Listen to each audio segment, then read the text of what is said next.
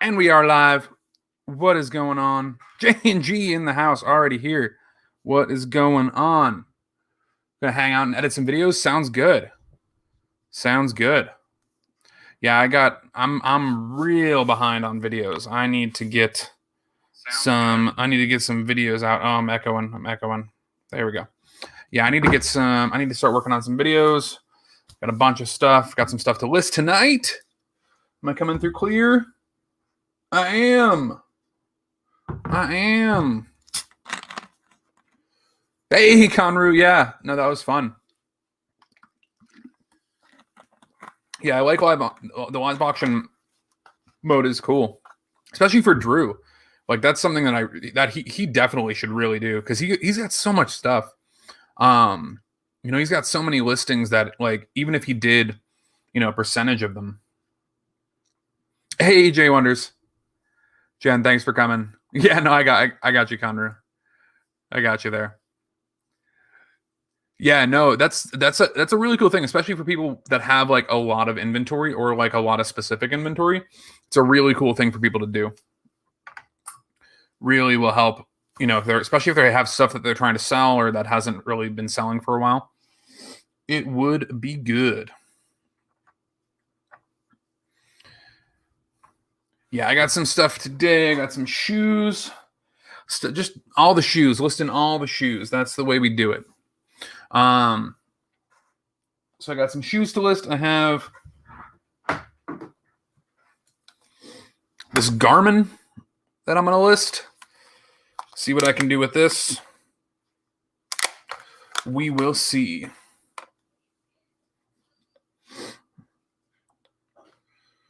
Yeah, no, I picked this up recently. Nice Burger King Hunchback of Notre Dame shirt. It was pretty cool. It's a vintage shirt from when the movie came out, which is awesome. And I like the fact that it had like the Burger King like arm hit on there too. It's a pretty cool one. Enjoying it. It's a little small, but it'll stretch out over time, which will be good. Yeah. All right. So yeah, we got a few things to list. I'm gonna start out. I don't know what I'm gonna start out with. I'm probably gonna start out with these ASICs, which were pretty cool. I got them for $650 at Savers, which is real low for shoes. I've had good luck at some of the Savers with some of their prices. They really swing back and forth though, but they're lower priced than all of the Goodwills. The Goodwills here. Our Goodwills are priced pretty high. It's rare that I find a pair of shoes under $8. The only time I get $6 shoes at Goodwill is when I hit the 50% off tag. But that means that they had it priced at $12 and it just happened to be the week where I get it for $6. Which is all right. Oh, I need my shoe trees. I totally was about to get started without my shoe trees.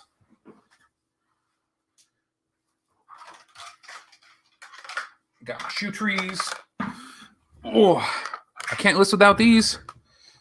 I picked these up not too long ago, and I love having them because it just makes getting the shoes looking good a lot better.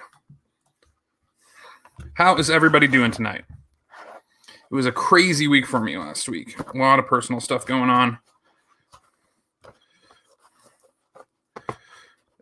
Did not get too much content done. But that is all right.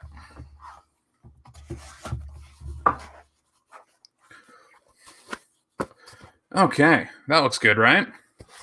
Let me do the laces. When I do the trees, I just like to tuck the laces back. Just because I think it looks better. What do you guys think? Let me check it here. I'll do the example. And you can let me know what looks better.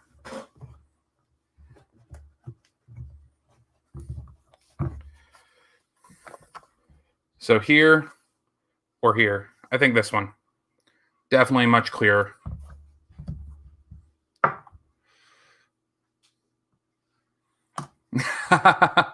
Yeah, no, that's a good one. I will definitely do that.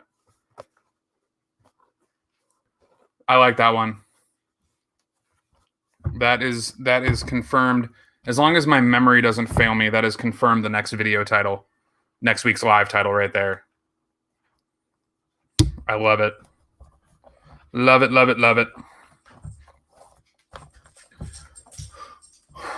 We got a dog running around. Yeah, I really like these, the green and orange on these. Look at that. That's such a good looking logo. I love the orange on the black. Very Halloween. Very much a Halloween person. So like the greens and oranges and the greens and oranges and blacks, as you can see, I am a fan of. Thanks for coming on over, everybody. I'm just getting my first pair of shoes here prepped to be listed. How's everybody doing tonight? I got J and G is gonna be editing some videos while they're here. Jay Wonders and Conru hanging out as usual. What's everybody got going on for this evening? What's the game plan? There we go. That looks better.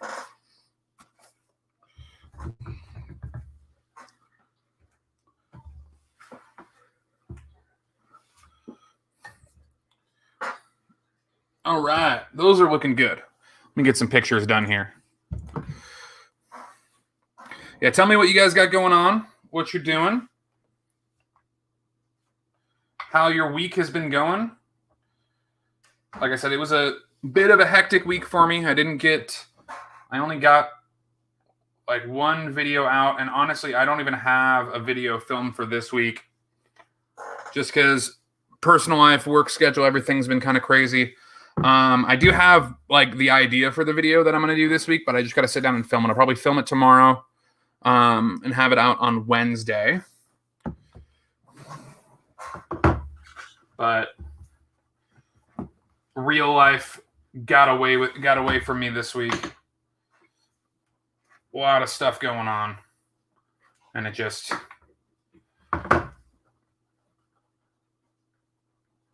gets in the way.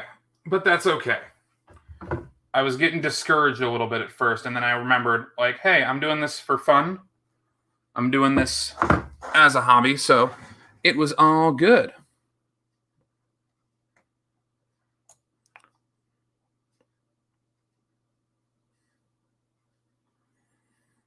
Oh, nice. No, I didn't. That's awesome, though. That is awesome.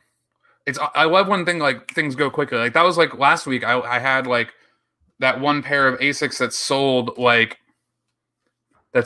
during the video. And the funny thing is like I meant to include them in my like haul video that I was gonna film it that night, but we ran late, so I ended up filming it the next day, but I'd already shipped it out. So I had like it took me 1 hour to sell those shoes, which was great.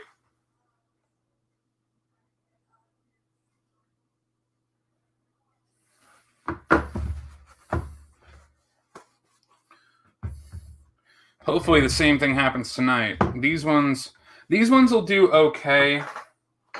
The ones I'm listing right now, they are like gel Kahana Asics, but they're not running shoes. They're like their trail shoes. So they don't go as quick as the running shoes. These ones have a little bit of like a chunk out of them too. I don't know if you can see that there, but they got a little bit of a chunk out of them. So I got to like take a picture of that and disclose that in the listing. But they are looking pretty good though otherwise. They were definitely a good pickup.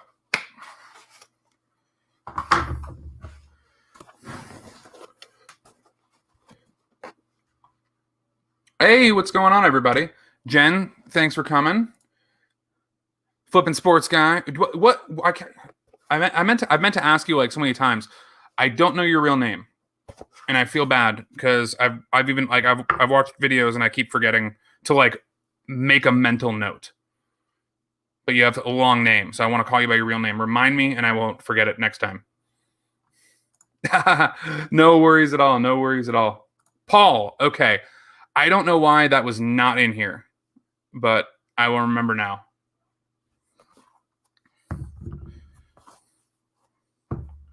Yeah, I don't know why I didn't have that like in the memory file, but I appreciate it. Thank you.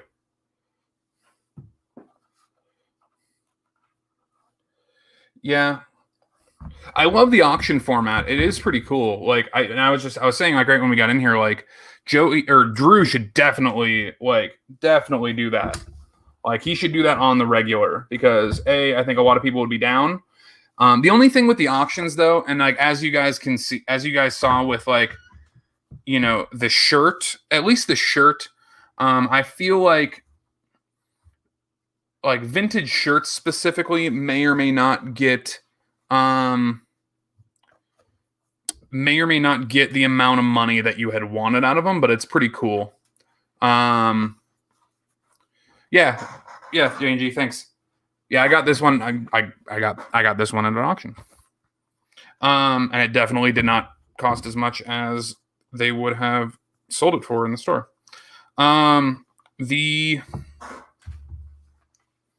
Yeah, no, but I love doing the auction. Like the auction's a really cool way to like engage and like talk to everybody.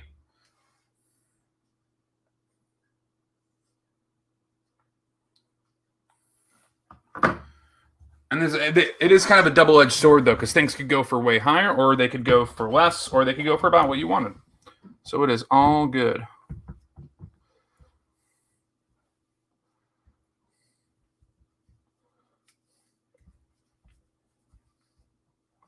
Yeah, no, I think I would love to see. I would definitely tune in for Drew on Drew's channel for some lives, especially with all like the inventory he has. Like for him, like that would be, especially just because the amount of items he has, like it'd be a cool way to get rid of like old inventory for him. Because I'm sure he's got a lot of interesting stuff that either just didn't get any traction, or he's looking to sell and be able to reallocate those funds to maybe a better option. Did I source today? No. Like I've had a real crazy week with like the last whole week, honestly. Like I did one sourcing trip and I picked up like 2 items. It was one of them was these shoes. I'm behind on a lot of stuff from like listings and sourcings, but probably this week I'll knock out a couple more. And then on the weekend, my son's been wanting to go to like a garage sale. So next weekend, I might try to see like which garage sales are happening in Vegas in the area and maybe go check those out, because I haven't really done any garage sale shopping, and my younger son wants to go check some out. So that probably what I'll do next weekend. But this weekend was also like a real, and probably because I wasn't listing anything, was a real slow week for me on eBay. And by slow, I literally mean I haven't sold anything. Like my last sale, I don't know if you can see it there. My last sale was on like the 22nd, which is crazy because I've been selling a lot. I'm guessing part of it was because I wasn't listing anything and I wasn't really checking the app. And like keeping up like I usually do. I usually try to like jump in and like respond to my offers and like check everything. But I wasn't doing that. I wasn't really being diligent about being active. So I think that tanked my sales a little bit. That's kind of partially what I'm going to talk in my video about this week is, I kind of want to go through some items and just kind of talk through items that aren't selling and see what I can do about it. Oh yeah. Yeah. It's like I said, it was a crazy week for me. Like usually I get at least like one sale like every other day. Just again, I don't have like a crazy amount listed. I'm almost sitting at after tonight. I'll be at just over 60 listing, about 65 listings after tonight. And that's about average. Is about one every other day. But this week I didn't even get that, which is crazy. So right now I'm only on eBay. I'm thinking about doing Poshmark as well, and Mercari for shoes specifically. I would do Facebook, but my thing is just like my time. So like I don't go, like I just don't have time to go meet people and do that. And I know that, and I haven't looked at it too much, but I know you have to get some like marketplace under your belt before they let you open up to like ship things. But I'd be down for kind of going down that road eventually. But I know Poshmark does really well for shoes because I've been doing a lot of shoes. Like it's what I find the most of, and what I sell the most of. So I'm probably gonna try to balance that out. But right now, only there. Have we tried the Ninja yet? No. I think definitely this week. We're doing some. My wife has like a meal plan that we're going on this week, but yeah, like I said, we definitely our air fryer just died, and we didn't realize how much like we use it for a lot of stuff, and then like it died, and like every day after that we were like, damn, like more my wife was like, damn, I really wish I had the air fryer right now.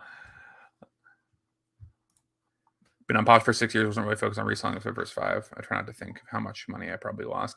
Yeah, I mean, it's whether it is lost or not, it's not there. Don't think too much about it.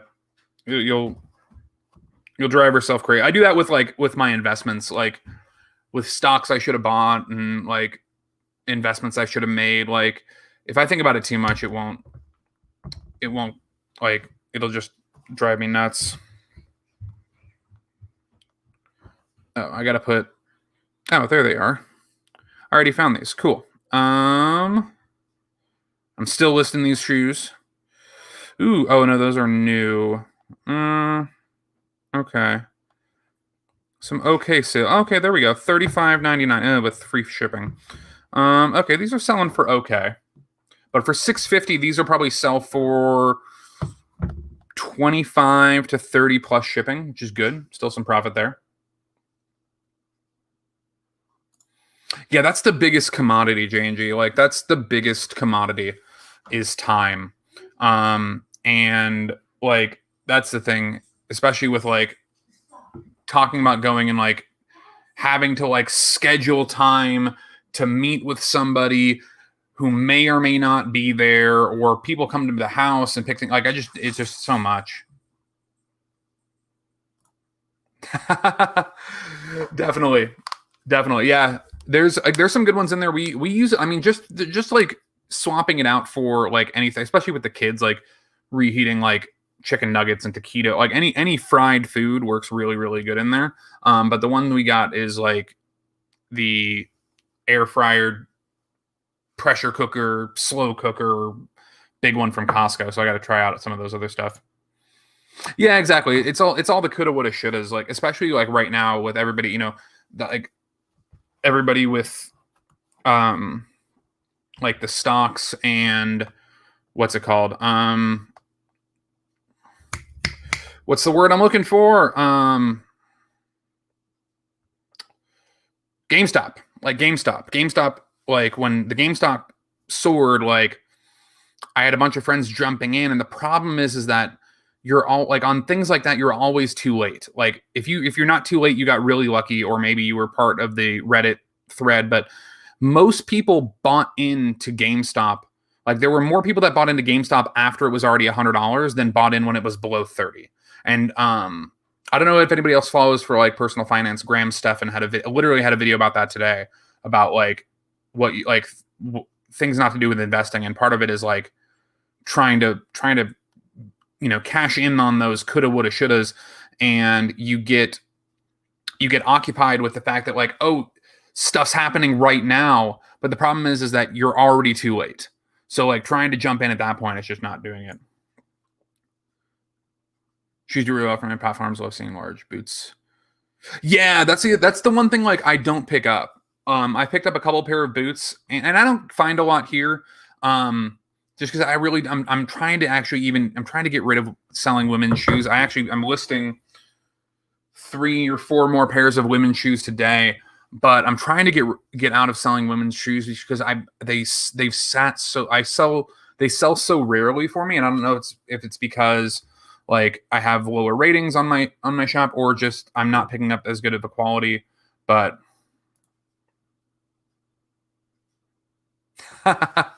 yeah, I mean it wasn't too bad. I mean it's definitely not a cheap appliance, but like for as much as we use it for, it's definitely worth it. Especially because we were going to spend at least $50 to $100 on one anyway. So I can't remember. I think it's like 140. But the POS shipping is the best. Can't be $7.95. Yeah. Well, there's certain things too. I think it was Josh was talking about in one of his videos lately that like, or maybe it was the podcast, maybe it was the guy's podcast, that there is actually like or no, I think it's Facebook. There's like a limit on like the size that you're supposed to do. Hey, Brian, what's going on, man? Thanks for jumping in. All right, I'm going to get these listed. Yeah, these are really good looking ones. I like these shoes. Oh, are these a women's shoe? Give me 1 second. Are these women's shoes? They might be women's shoes. Because the listing is showing women's shoes, but maybe it's just because they were so small. It's a 40.5. Hey, Tay, what's going on, man? On the gaming channel? Yeah, buddy. Katie Reed's in the house. What is going on? Bama picking. Everybody's jumping in. Thanks, guys. Thanks for coming. I'm trying to figure out if these are women's shoes or men's shoes right now. I actually think they might be women's shoes because the listings say so, and they are a size 9. I don't remember my sizes. Oh, I think they are.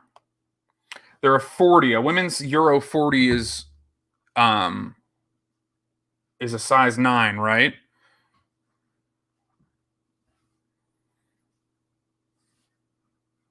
Yeah, I think they are. They're a little small. They're a size 9 and they're just a little small. Yeah, that's what I'm looking at.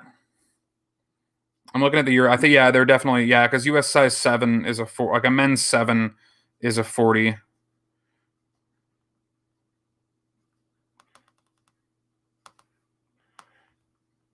I'd wear them because I like them.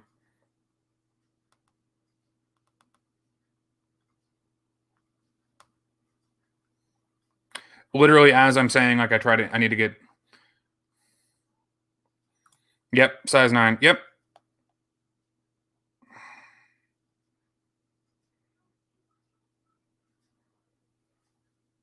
Yep.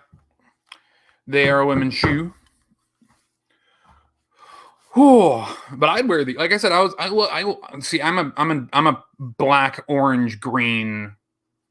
Again, hence my lovely cat witch right there.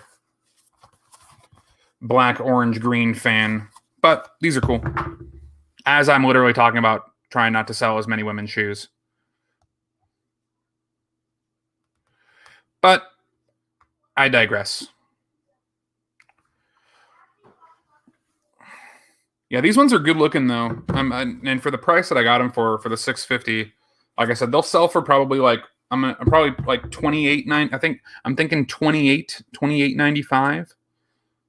$28.95 would be a good price for these.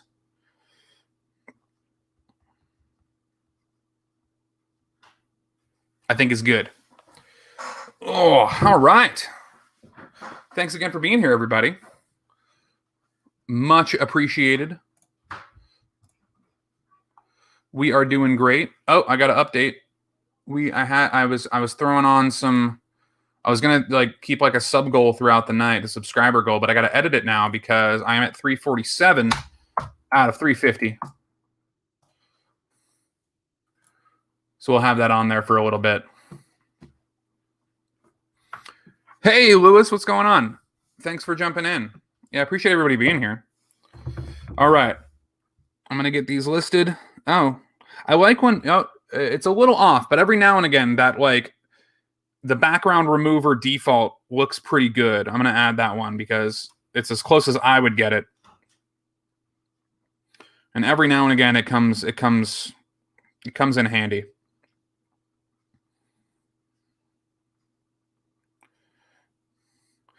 All right. Yeah, so I got a few other. I got some other shoes. Like I said, I just said like I haven't sold any women's shoes, and I'm listing all women's shoes tonight, which is funny. But I do have some cool ones that are pretty nice. Like these ones. These are like my favorite. Like these are my favorite shoes that I've found lately. These like Freedom red, white, and blue. Look at that insole. How cool is that? Brooks. These ones I'm going to list next. But these ones are super, super cool. And if you were here last week and watched my videos, I still haven't listed them.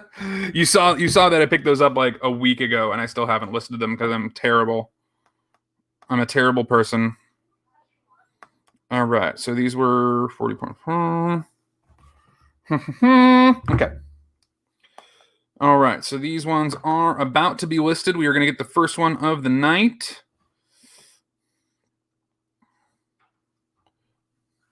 Yeah, exactly. I picked those up in my last video. Yeah, there were some good ones in there. There were definitely some good Brooks. I have another of the pairs that I have cleaned.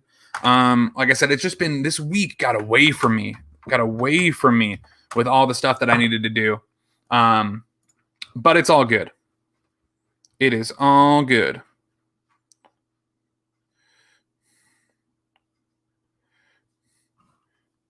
Got to get my description in there.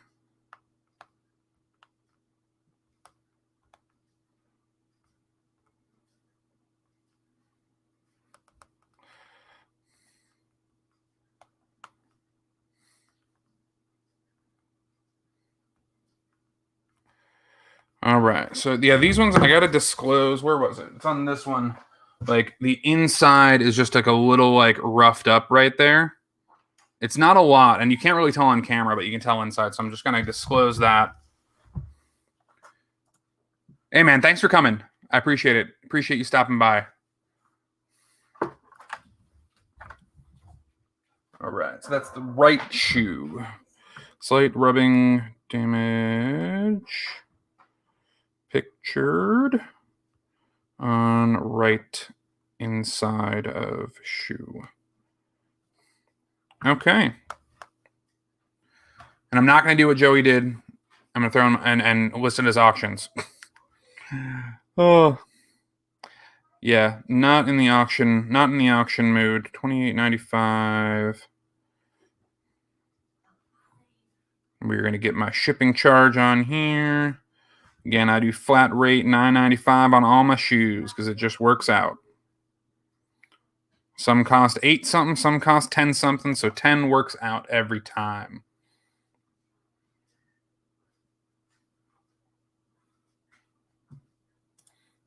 Yeah, man, thanks.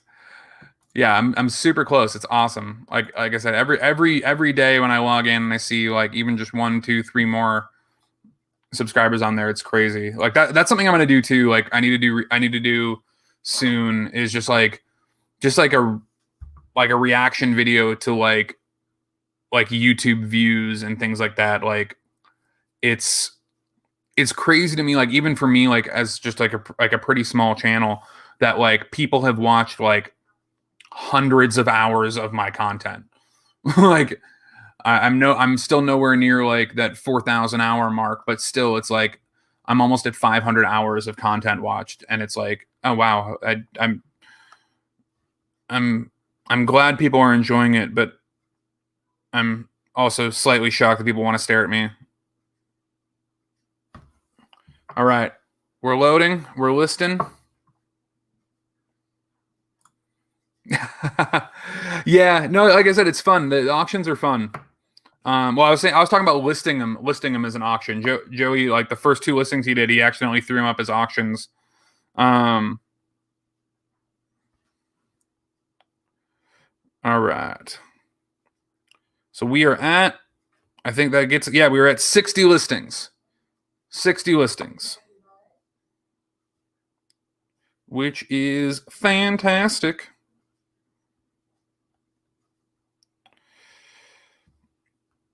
Again, it's like that's one thing for me. Like I try to make sure that I share that like in my videos and my lives, just because I know like there's a lot of people that have way more listings than I do, but I also feel that there's people that might not have as many, and it's good for them to see like, hey, like it's not just everybody on YouTube having 1,000 listings or even 100 listings.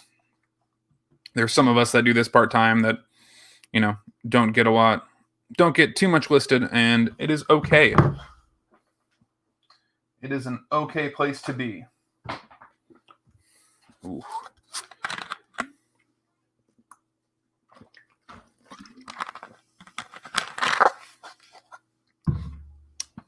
Dante throwing up both channels here.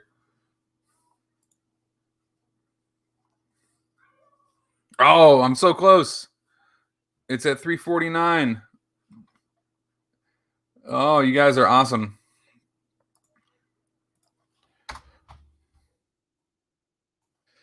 We're almost there. Oh, wait, no. We are almost there.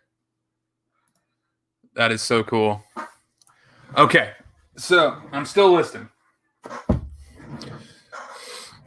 And what's this? Who can tell me? Like, what is this?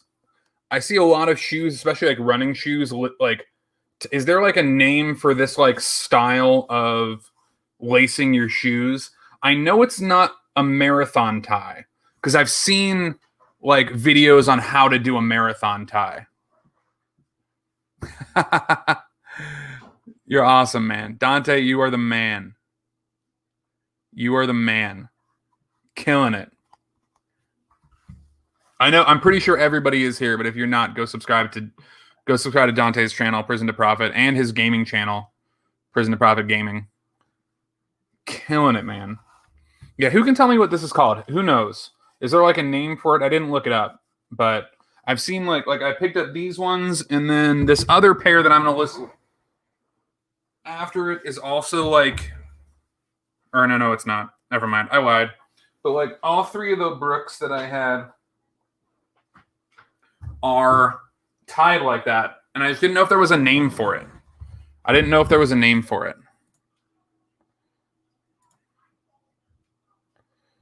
Boom! 350. You guys are awesome. You guys are crazy. Thank you guys so much. We did it. 350. 350 out of 350. Thank you guys so much. I appreciate everybody hanging out. Now I'm gonna leave it there as like an achievement, but then I gotta change it. I gotta up it to 400. That's the next one. But that's awesome. Thanks, guys. I really appreciate it. Okay. So these shoes. I'm gonna get these ones. What? Craziness. Oh man. I gotta keep updating it. I'm gonna keep it going just to see how we get tonight, because you guys are crazy and awesome, and I appreciate every single one of you. Rebel Junkie, thanks. Oh, thanks so much for being here. I appreciate it. Katie, almost to 20. That's awesome. I know, it's like it's been really cool. Like the amount of like love and everything for the channel has been crazy. Has been super crazy. Should I retie? I think I'm gonna just leave these as is. I don't know. I don't know if I should retie these. What should I retie these like completely? Yeah. Yeah.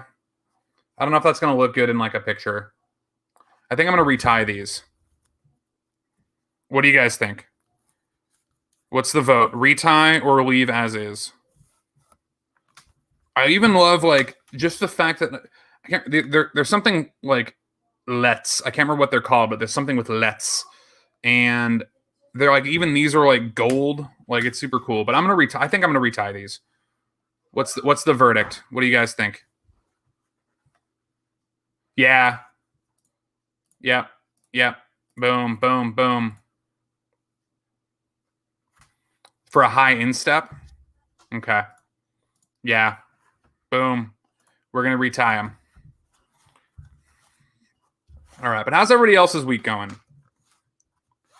Katie's been pumping out videos. Dante's been alive, I think, for the last like 3 days. Every time I open my YouTube, Dante's live, which is awesome. I really enjoyed the Black History Month live. Again, thanks, man, for letting me come on. Like I said, I know it's something that I'm real passionate about, especially just with my work. Again, my healthcare facility serves the a very, very diverse community. More than half of our patients are Black and Latino. So it's really like it's something that I'm really passionate about. So I appreciate you letting me jump in and talk with you a little bit. Yeah, that's true.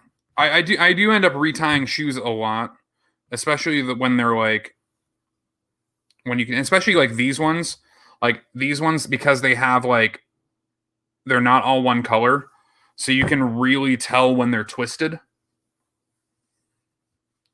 You can really tell when they're twisted.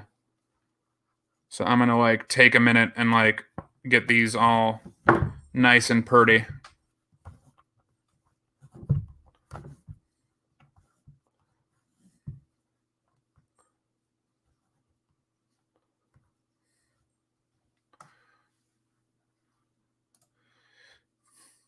I know. Go pick up Katie's shirt. It's awesome. I need to get a shirt from you, Katie.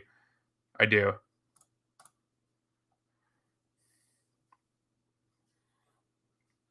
Yeah, no, I really enjoy jumping in on and catching Tay's lives and he's let me be a part of a couple of them.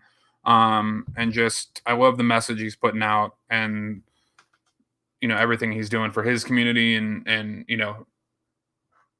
both his real life community and the reseller community. It's great. Aglet, Rebel Junkie coming in with the clutch. Aglet, that's what it is. Yes. There's like I learned I remember like seeing one of those things like the names for things that you just didn't know like the fact that there's even like the top of a zipper, like that little pull thing on a zipper has a name and I can't remember what it's called. I can't remember what it's called, but like there's all these things that have like names that we didn't realize had names.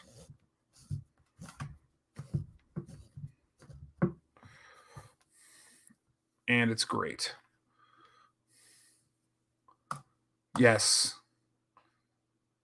Yes, Dante has the best vibe. He's vibing. Exactly. Yeah, dude, I love like seriously, Tay, like the fact that like you're sharing your story of like post prison like entrepreneurship is awesome.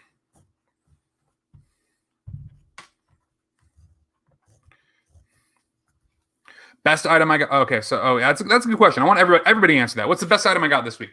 So my best item is over here. Let me go see what I got. Where is it? Not this one.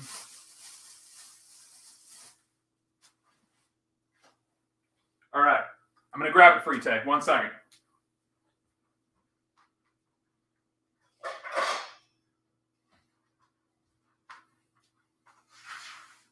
All right. Okay. So my best pickup, just because I think it's like I don't find them a lot. I don't even know how much it's worth. I haven't even looked it up yet. but it was like not that expensive. It was $5.99 and it was half off, so it was $3. But it's on an old Champion tag, single stitch all the way around, Buffalo Bills tee. It's got the Champion hit on the side, single stitch all the way around, top and bottom. It's probably not worth that much, but like I've actually found like a couple vintage, like this is literally in the almost 6 months that I've been reselling. Like this is literally like the second vintage shirt that I found.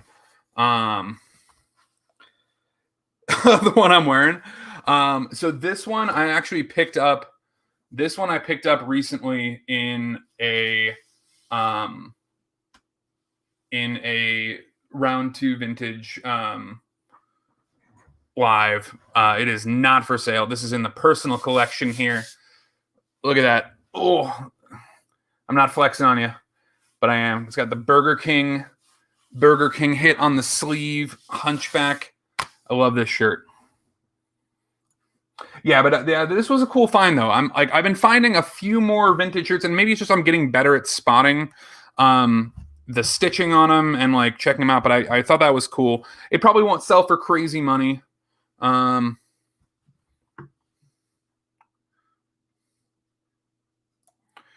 see. Just sold a Golden Tee arcade plug and play for $125. Paid $3. Nice. Yeah, like it's cool. Like I'm sure there's gonna be somebody that's like a fan that wants this old school shirt. Like that's the cool thing about vintage shirts is it's it's something that like you can't find now. Same thing with like this one. Like here, it was awesome.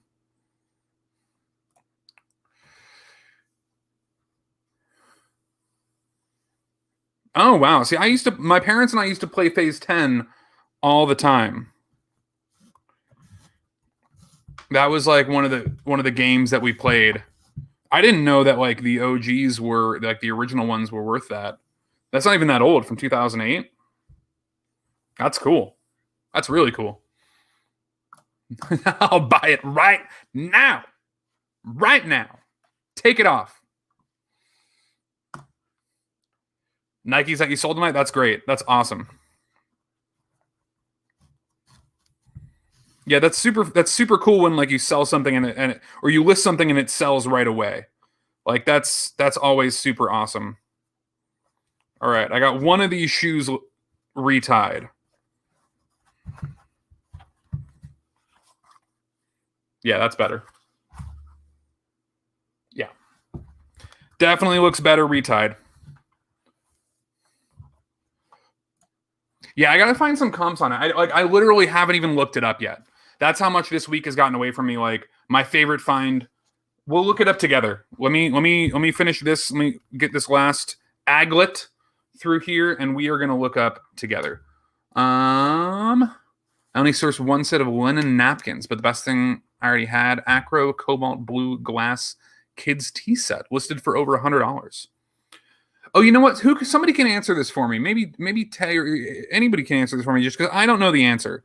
My aunt actually has something like my aunt lives in New York, and she has like a really nice tea set that she wants me to possibly list for her and sell. I haven't even done the research, but I got 9 people in here, so maybe one of you guys know the answer. Like, how hard is it for me to sell something and then have the label created for an address that's not my own on eBay? Can I even do it? Like, I haven't even explored or checked it. I know you can't. I know they like don't want you to do drop shipping and stuff, which is not what I'm trying to do. But like, can I even do that, or is that something like I'd have to do? Like, I'd have to finagle it a different way. Let me know.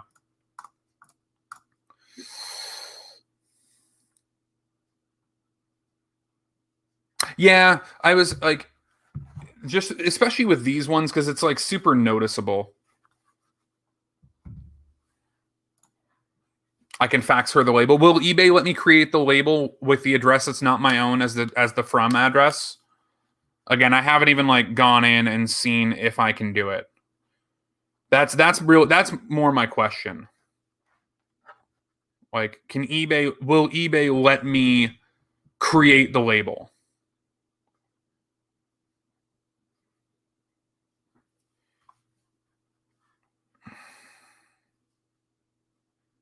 Yeah, that's the other thing.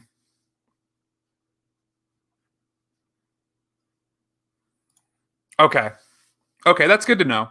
I'll check it out and see like how that's what I thought, because I figured they're like, I know eBay is trying to get people to not do like drop shipping. So, all right, I want to look up this shirt. We're gonna find out how much this shirt is worth together. Let me look it up real quick. Let's see if I can find a similar one. I'm gonna start with eBay, and we'll see.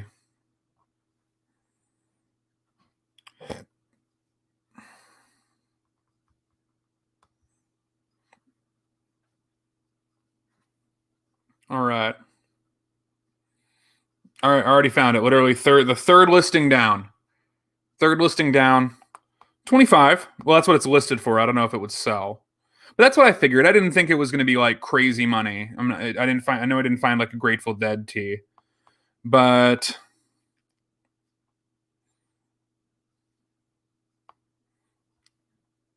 yeah, a lot of the vintage shirts that I'm seeing on here, I haven't seen this exact one sell. Yeah, $20. One of these sold for 20. That's a triple X though. But yeah, that's what I was guessing. About 20, 25, maybe 30 if the right person. It's an XL, so it's like a really good size. An extra large. I don't have the measurements on it yet, but that's what I figured. Like that's still cool to me that it's like a shirt that's worth like probably more than it cost. Well, no, I mean if you got it at a game, it's probably definitely that much. Oh, okay.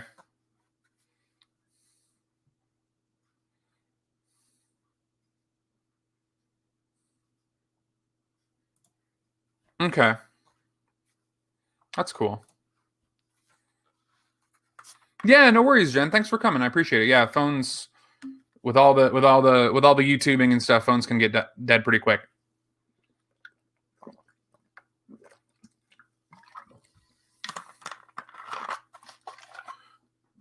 All right, so let me finish lacing up this other shoe, and we will get these listed.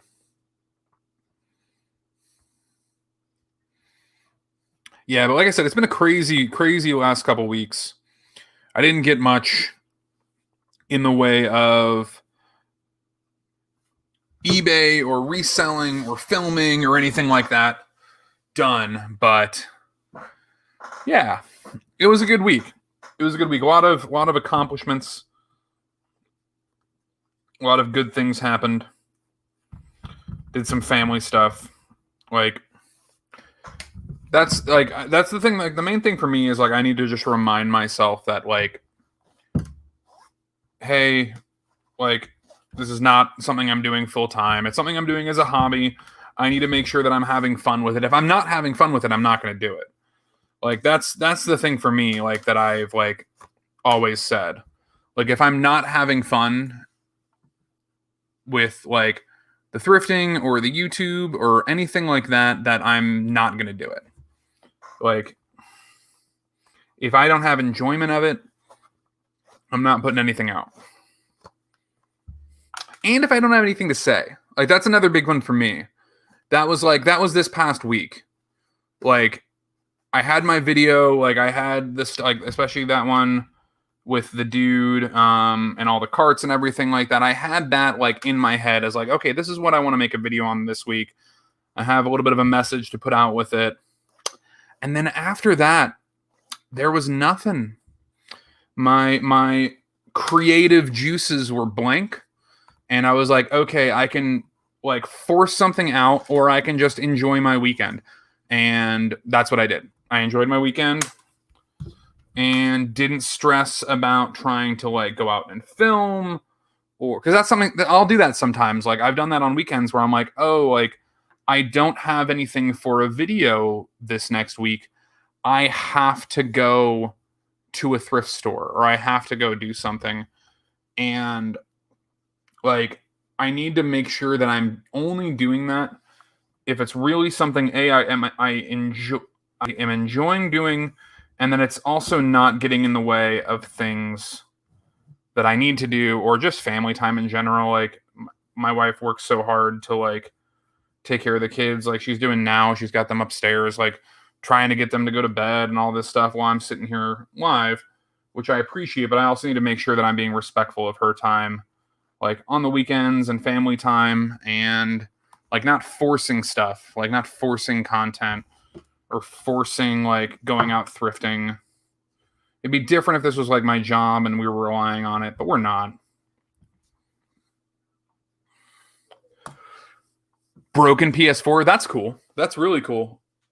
I haven't like dabbled. I know a lot of people do really well with like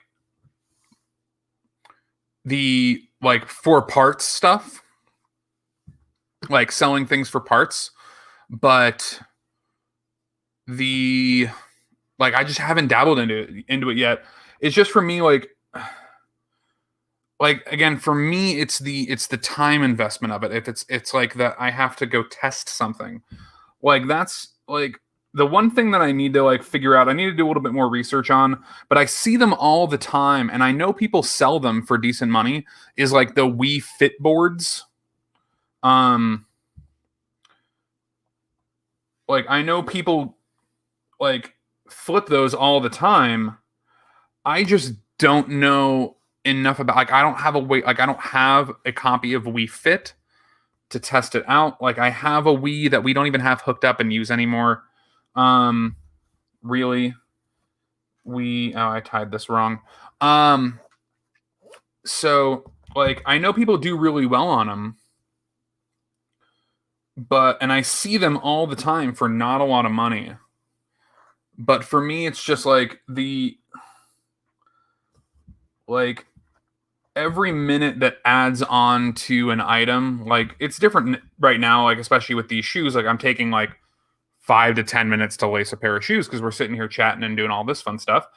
But like all the extra time that it takes to like get an item ready for sale, like for me it devalues the item because I value my time.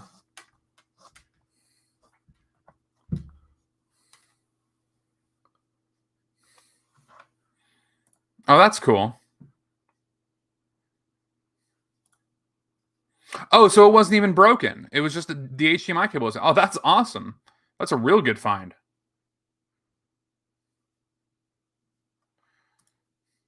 No, I'm good. I'm good. I appreciate it though. No. Like I said, it's more for me of like it's more of just investing. Like I don't want to invest the time. It's such like a big, heavy thing. Like I'm really trying to stick with easier items. And again, that's me. That's just me doing what I'm doing. That's not how anybody else should do it. That's just like me with how I want to make this. Like I'm already taking up like enough space in the house, in the garage for like the stuff I have. Like I don't need to start like testing video game consoles and having like, all that stuff. Cause I know people do and do great with it. Especially on Facebook Marketplace. Like I see a lot of great finds on Facebook Marketplace. But again, like I talked about, like that's just not for me. But like I feel like for people that want to grow and get better and possibly transition to doing this full time, that's absolutely what you should do. You should be looking at every item. You should be taking, and especially those, like, again, the value on those for somebody who their time is tied to reselling is very different for somebody like me. It just is. Like I would absolutely tell somebody to go like check out the Wii Fit boards and hook it up and test it and do everything like that and try to get every item that you can, like, to make money on. Truly. And maybe I'm completely wrong. Maybe I like, and I probably am. I'm wrong on a lot of stuff. But maybe it's just like for me, I'm like I'm underestimating what the real value is, and I could be losing out. Don't take my word for it. I'm just a dumb guy with a beard.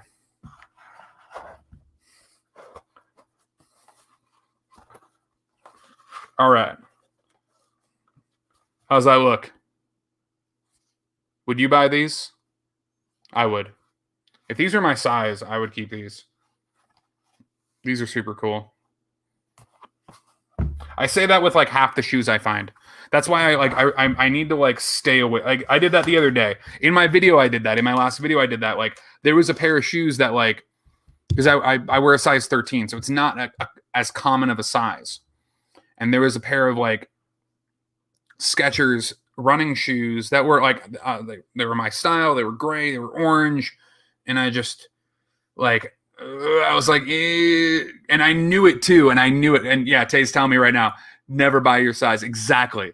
Because like I put them in the cart and I'm like, and I already knew like in my head, I was like, these aren't going to sell that high. Like they were priced at $12.99, which again is not terrible for me, but for me in my Goodwills, that's the higher end of what I want to pay. And like I knew that they might sell for 20 or 25.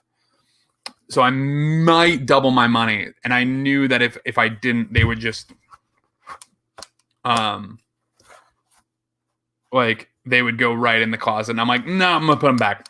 I've done that already with a few pairs. Like, Jesus, what's rattling around in here? Oh, it's the aglet is rattling around. Yeah, these are a smaller one. These are a women's size 7. These are a women's size 7. But these are cool. These are real nice. Good soles. Really good Brooks.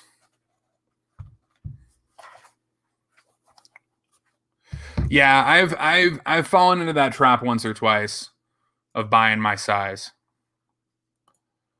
I need to, like, I try to do that too with like for me, and that was like the thing for me, like with this shirt, like I'm not a sports guy. So like, I know that I'm going to sell this shirt. Like it's not going to sit around and I'm not going to wear it, even though that like, just because it's a vintage shirt, like I know I'm going to sell it.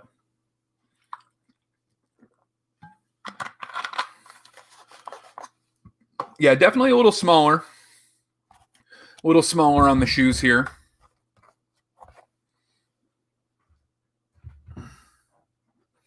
Yeah, like I said, somebody had their whole... Yeah, you saw it in the video. Like somebody had their whole Brooks collection that they donated. I'm dealing with all like small... Are these even smaller? And here's another women's size 7. These are going to be my next listing.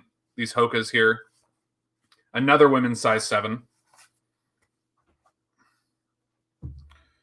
Like somebody that was into like fitness and running and Brooks and Hokas, like donated their whole like shoe collection. That had to be what it is, because I got like 4 pairs of like size 7 running shoes. Asics, girl. Don't worry. Don't worry. They're on the list. They're on the list tonight. These ones aren't. These ones are bigger. These are 7.5.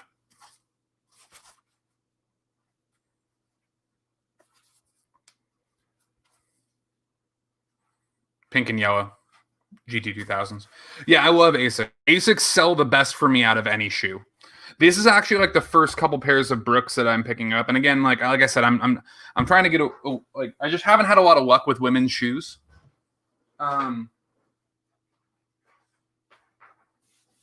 My wife loves Asics as well, and actually, like a couple of the pairs of Asics that I picked up that happen to have been her size did not get sold. Didn't even.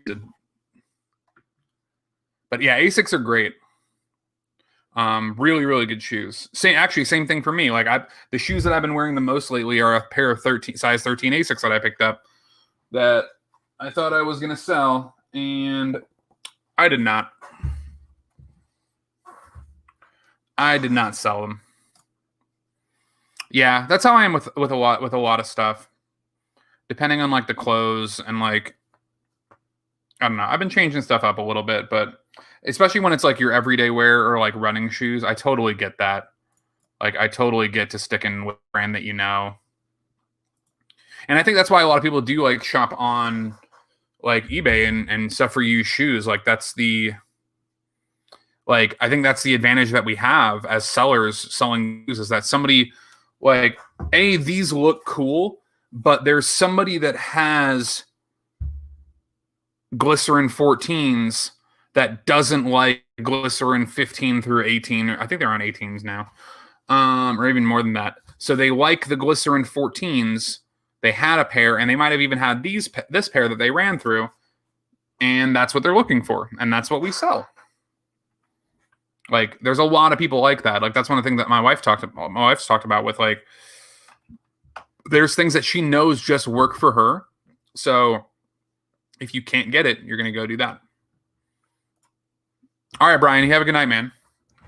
Thanks again for swinging by. As always, appreciate you being here. Always appreciate it.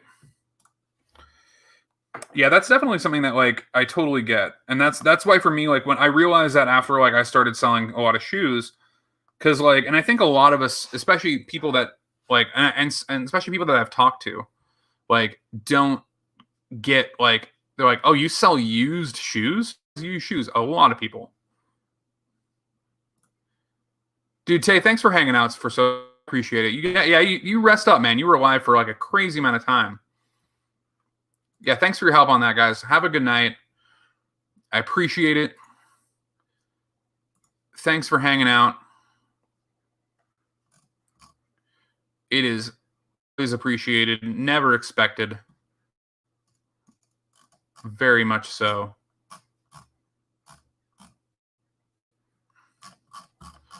All right. So let's get some pictures here.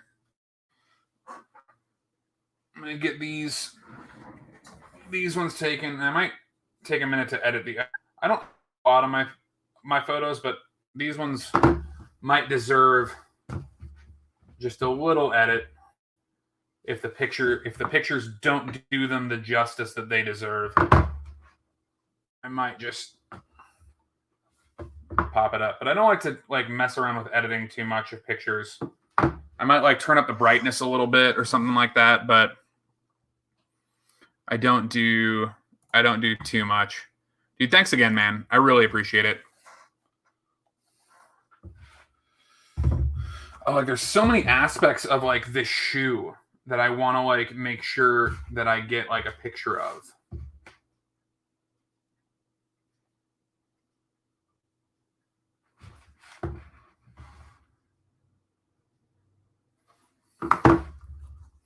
Like even just like the little hit on the side with the gold glycerin right there, like they're a super cool pair. The stars and stripes all the way down.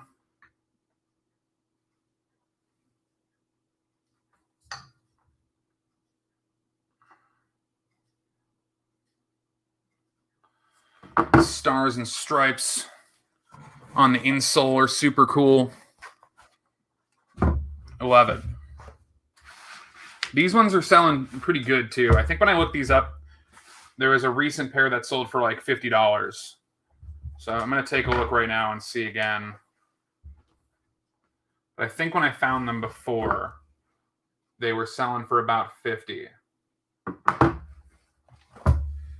which is awesome.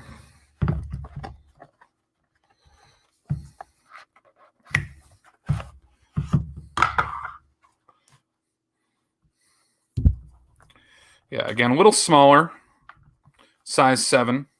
Well, they're rebel sized. The rebel size shoes. But they should sell pretty well. All right, let me get that size picture.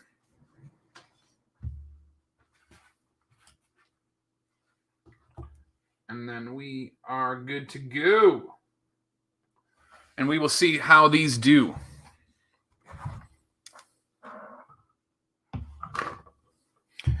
Yeah, like I said, I think when I looked these up before, they were selling for around the $50 range.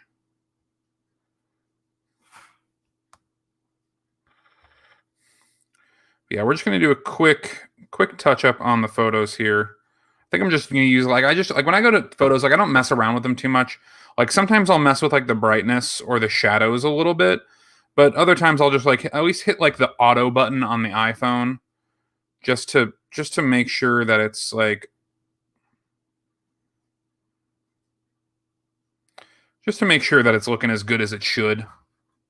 Because a lot of things don't translate well in the pictures, so you gotta take a little bit of not artistic license, take a little bit of liberty with that edit button. Make sure everything's popping. But like I don't exaggerate stuff. Like I never mess with like the contrast or anything like that. Real size. Hey Aaron, thanks for coming by, man. How's your night going? I appreciate you being here. Yeah, but like so like this picture, like you can't tell with the camera, but it's like it's a little dark over on this side. So like I'm just gonna like turn and dial the brightness up a little bit, but I'm not gonna like change the the vibrance. Like that's I see like people do that. Like they'll change like you can tell the difference there of like whoa or like whoa. Like I'm not gonna like mess with like the color saturation just because like people are gonna not get what they see in the photo. But like I will like mess with the brightness a little bit and like reduce some shadows, but I don't mess with like I don't make it look like I photoshopped pictures, you know. I've seen some people do that and I just don't think it's like ethical. It's like that's not the shoe that you're selling. Like I don't know what shoe that is, but it's not the one that you're selling.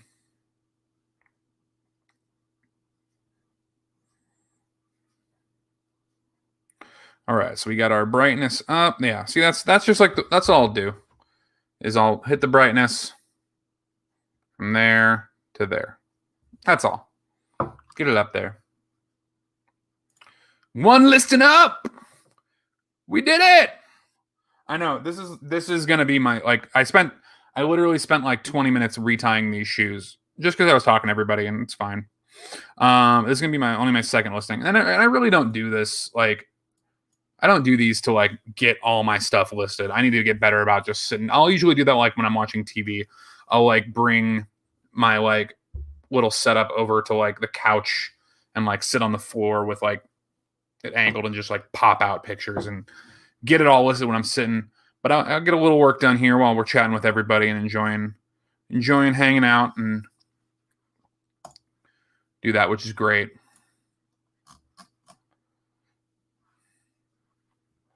All right.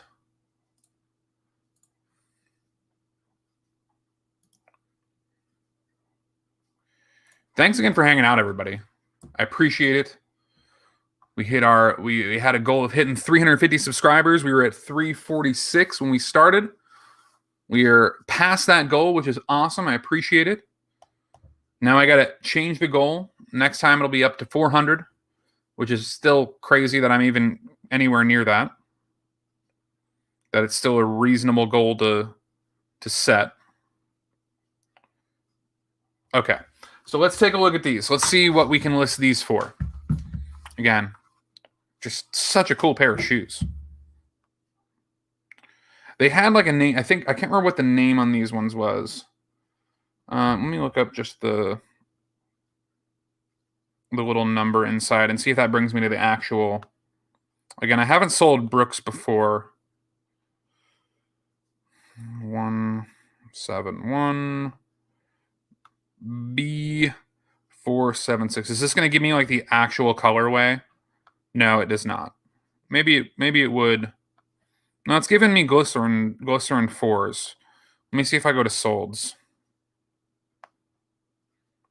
Do Brooks like to do that? No. I'm not seeing them. But I found these ones before. Brooks Glycerin 14s. They have like a specific name. Like this particular pair has like a nickname. I just have to remember what it is when I find it.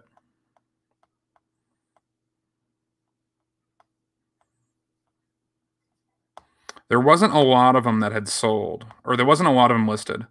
Okay, there's one. See, this one's listed at $59.99 for pre-owned. So I can definitely come in a little under that and get that sold. Come in at $58.99. That's the way to do it. These ones had like a name. I know they did, or like a nickname that people called them that were in the selling.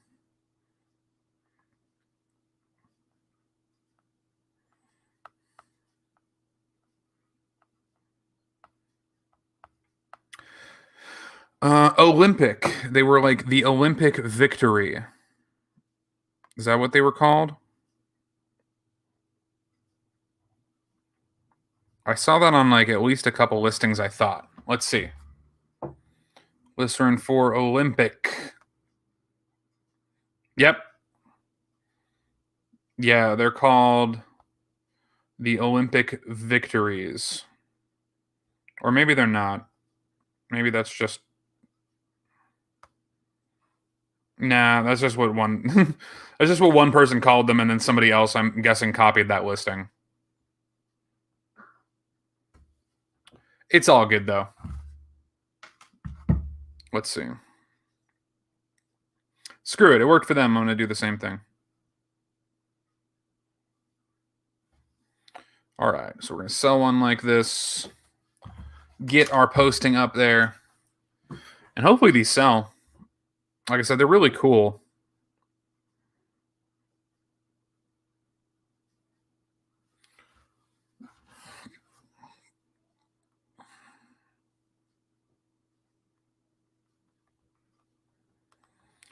Blue, red, and gold. And these are a size 7.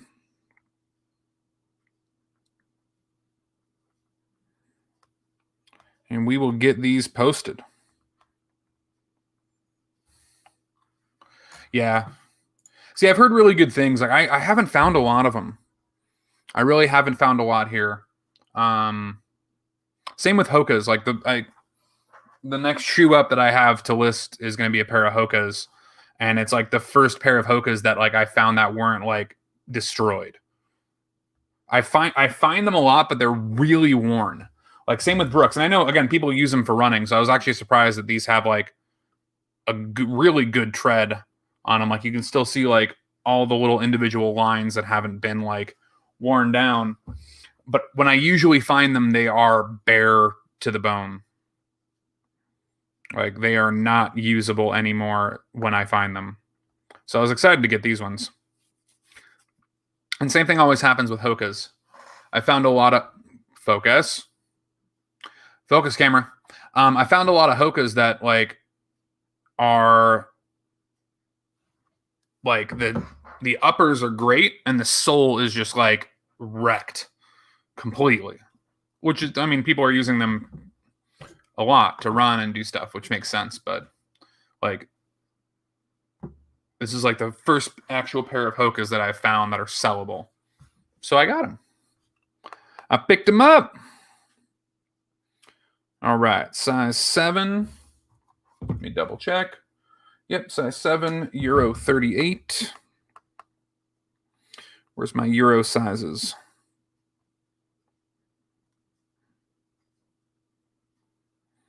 UK size 5.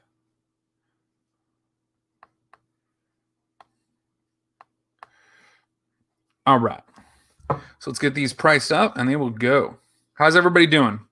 Chat fell asleep. What's going on, guys? How's everybody doing tonight? Again, thanks for hanging out. We hit our subscriber goal, which is great. If you are not already subscribed, please feel free to do so. And if you haven't already, if you could hit that like button on the video, it would mean a lot. It would mean a lot. Because likes do a crazy amount on YouTube. They really do. They really do. Like, comments do okay, chat messages and everything do great, but for whatever reason, YouTube is obsessed with people liking videos. They want that thumbs up. So if you could pass one of those my way, I would be forever in your debt. And eternally grateful. All right, so I got my pricing on there. I'm going to get that listed. Oh yeah. What do you use for editing, Jangy? Let me know. What are you editing on? Computer, phone? Well, you said you had 2 computers running. So what are you using to edit? What editing software are you using? I've used a couple different things. Right now I'm being super basic with mine. I'm doing everything. I'm filming, editing everything on my phone currently with iMovie. I know, super basic, but it works for me. Oh, so yeah, you're using iMovie as well? Yeah. I really like it. It works for everything I want to do. The only thing that bums me out, and I haven't tried it on the computer, but the only thing about iMovie that I don't like is like having multiple pictures. It doesn't like having multiple pictures in the same moment.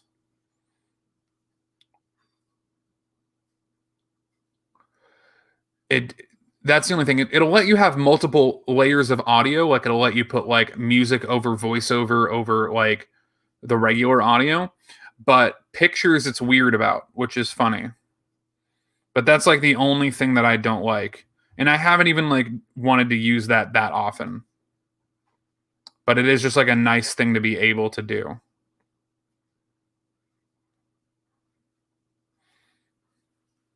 Yeah, the only thing I've used another program like when I was editing videos for my son's YouTube channel. We were doing all that on the computer because I was doing it on like an actual like camera. And we were uploading everything to the computer and editing on there. But the thing about that for me, like, I didn't get a lot of value out of it, and it took so long to format. Like, that's the one advantage of like iMovie is like it formats everything like as you're doing it. So literally you just upload to YouTube. Like a 15-minute video takes me like 15 minutes maybe to process onto YouTube to where I could publish it.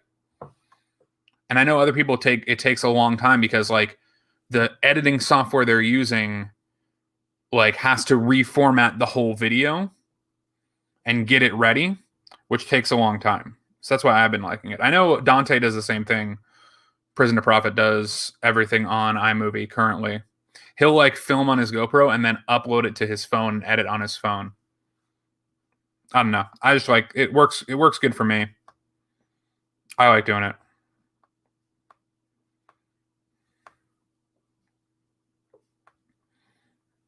All right. We got them up. Listing is up, live, and promoted. Got my 1% promo on there, and that is done. Next up, we got that pair of Hokas. These are super light, too. I was surprised, like, with these giant, like, soles, because I've never had or owned Hokas. I thought they would be, heavier.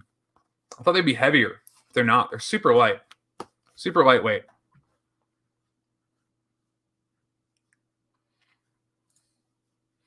Adobe Premiere, yeah. I haven't heard anything. I don't know of anybody that uses Adobe. I know a lot of people that use Final Cut, and a few other ones. Filmora Wondershare. I have not heard of that. I will have to take a peek. I'm always looking for like ways to make things better. But the problem for me, again, and it comes to like a time thing, is like I don't know how much added value I'm going to get from a different like a different editing software. I don't know if I'm actually going to get any added value because I'm not doing like crazy like micro edits and like a lot of that stuff. Like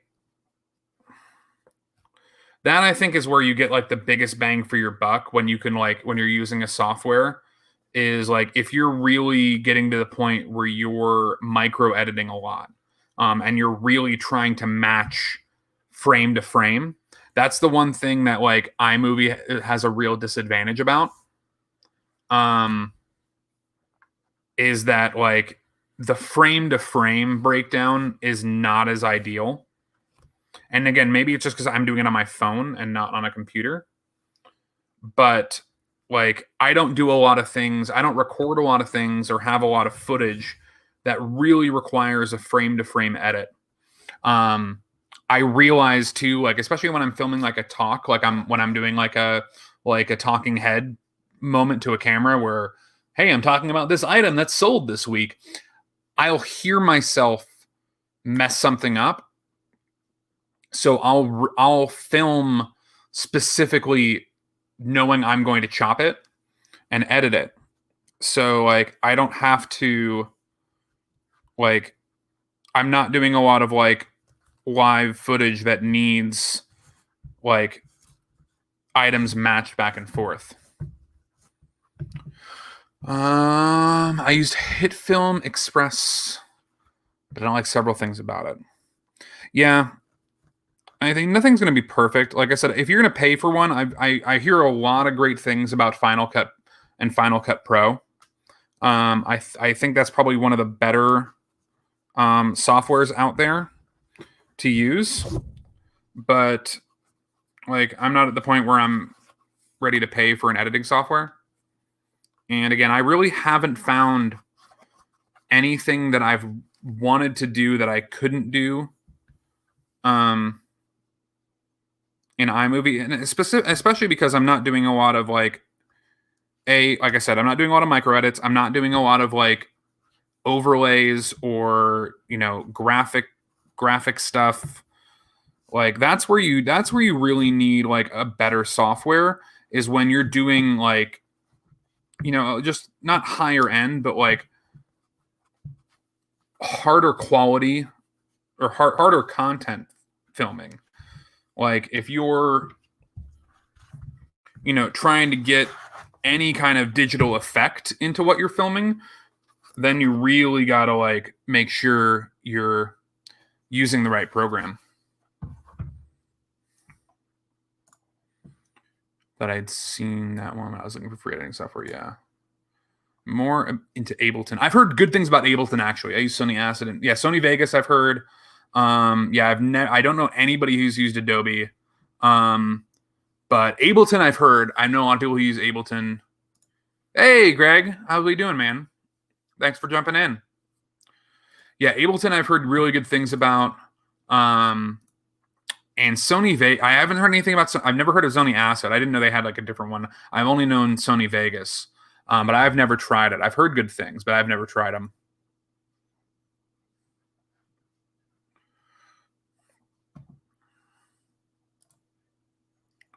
But yeah, there's cool things on there. There's a lot of good softwares. But like I said, I think it really comes down to what you're trying to do, and how much you want to process and all those things. Hey, Javelina, how we doing? Thanks for coming by, Annie. Appreciate it. Greg was worried about you. Oh man. Oof. That you don't want to see that. It's a little eaten up there. Well, I'll just make sure I disclose that, because that is a little eaten up. How's everybody doing? How's your guys' night going? Greg, Annie.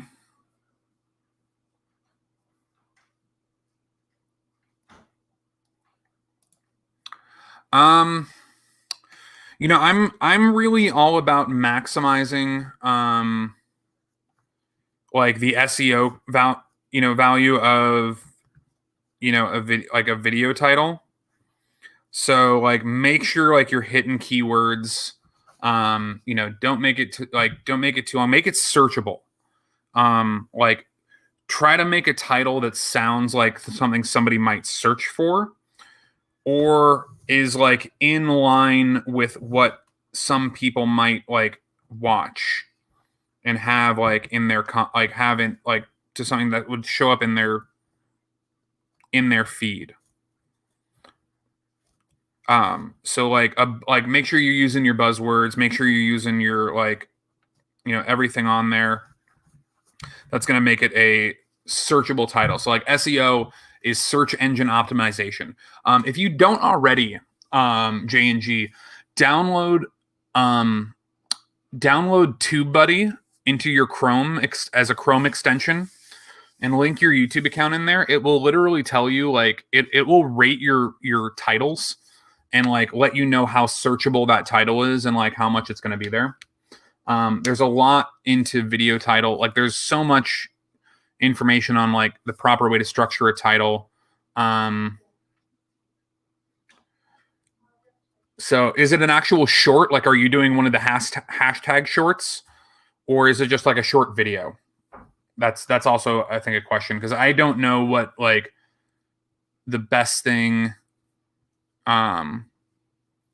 is for like the hashtag shorts videos. I'm sure there's almost a whole different algorithm on those.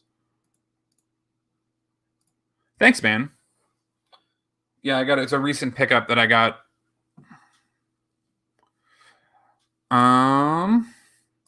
Yeah, just hopping back and forth. That's what I do too. Just hop back and forth between all the lives. I don't know. That's a good question. I don't know.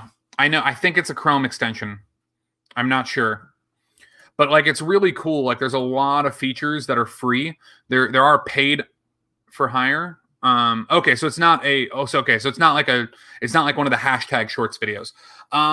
Yeah, like don't put in there that it's short. Like don't use the word short in your title.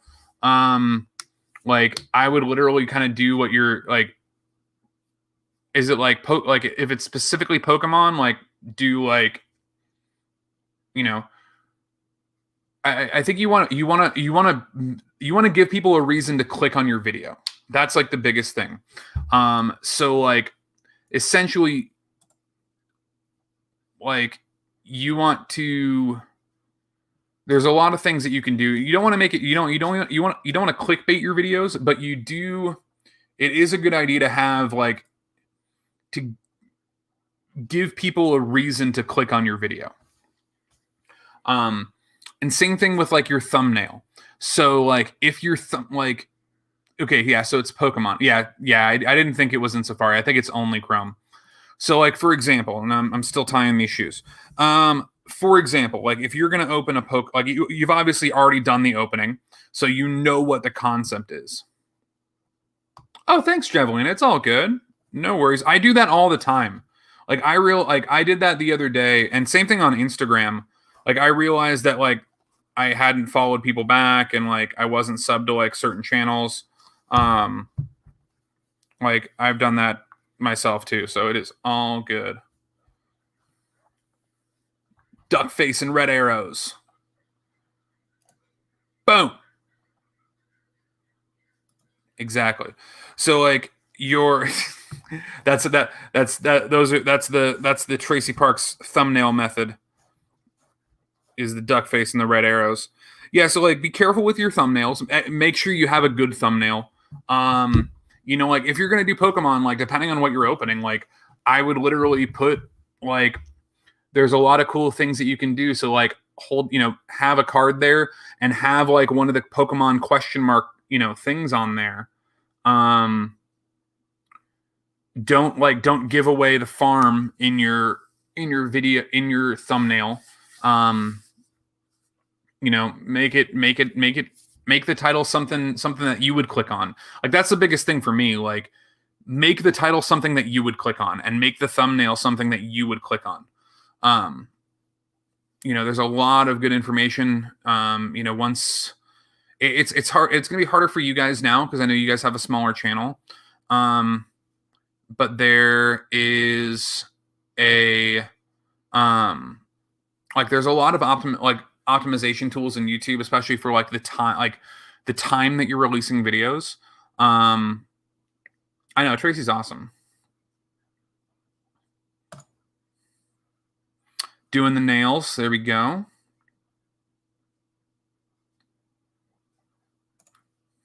Yeah, thanks for coming, everybody. There's so much. Ooh, we are up. I gotta change the banner.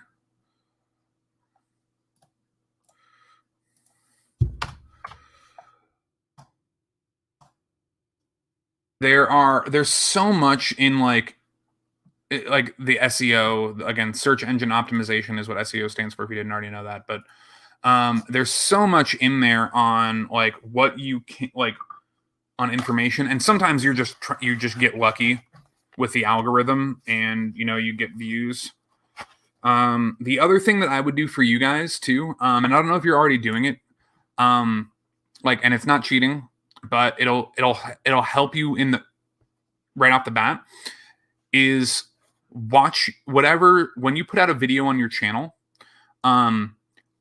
watch that video on all of your accounts. So you guys each have an account, and you have kids. Have everybody log in the moment you put it out and watch it and like it. And what that'll do is it'll tell YouTube right away, hey, this content is already starting to get noticed, and it'll help push it out there a little bit. And again, because you guys have a family, that's one thing that you can do. That's what I do with my videos. I have when I put a video out, the first thing that happens on that video, if it's not in a Premiere, is I watch it on my personal channel or on my personal account. My wife watches it, and both of my kids watch it on their accounts. So right out the gate, when I put out a video, I guarantee it's going to get 4 views within 5 minutes and 4 likes within 5 minutes. And that will help jumpstart that video and push it out.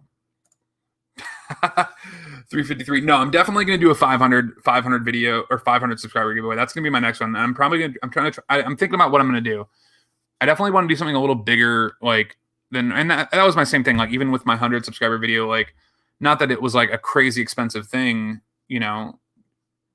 but having it be a little bit nicer than hey, I'm going to give away, a little $5 item. I wanted to give away something that was a little more substantial, which Greg won, was one of these Accutech scales. So I might go hard. I might go hard and do a Rolo or something like that for 500. I don't know yet. We'll see. And send over a little bit. I was thinking about something like opening Pokemon cards with a nothing. Yeah, I would play on that. I would definitely play on that. I would figure out the wording a little bit. Don't put the dash. See the dash there? Don't put the dash, because that's not searchable. Also, the other thing, and just I'm not trying to nitpick on you. If you can, I might suggest taking the apostrophe out of your YouTube name, if this is the channel you guys are posting on, because apostrophes are really they mess up the search. They mess up searches a lot. It's hard when you have an apostrophe in something. But that's I like that concept. I like the concept of hey, putting in there that I don't know anything about this, and I'm trying to do it. But I would fix the wording a little bit on it. But I like where you're going with it. I really do. Probably better than Pokemon version. Yeah. 2 listings done. Alrighty, Rebel. Thanks for coming in. I really appreciate it. I really appreciate you coming in and hanging out. Thanks so much.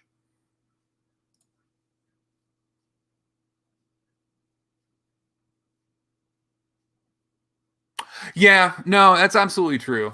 And that's why for me, the further it gets, it's definitely a little bit different.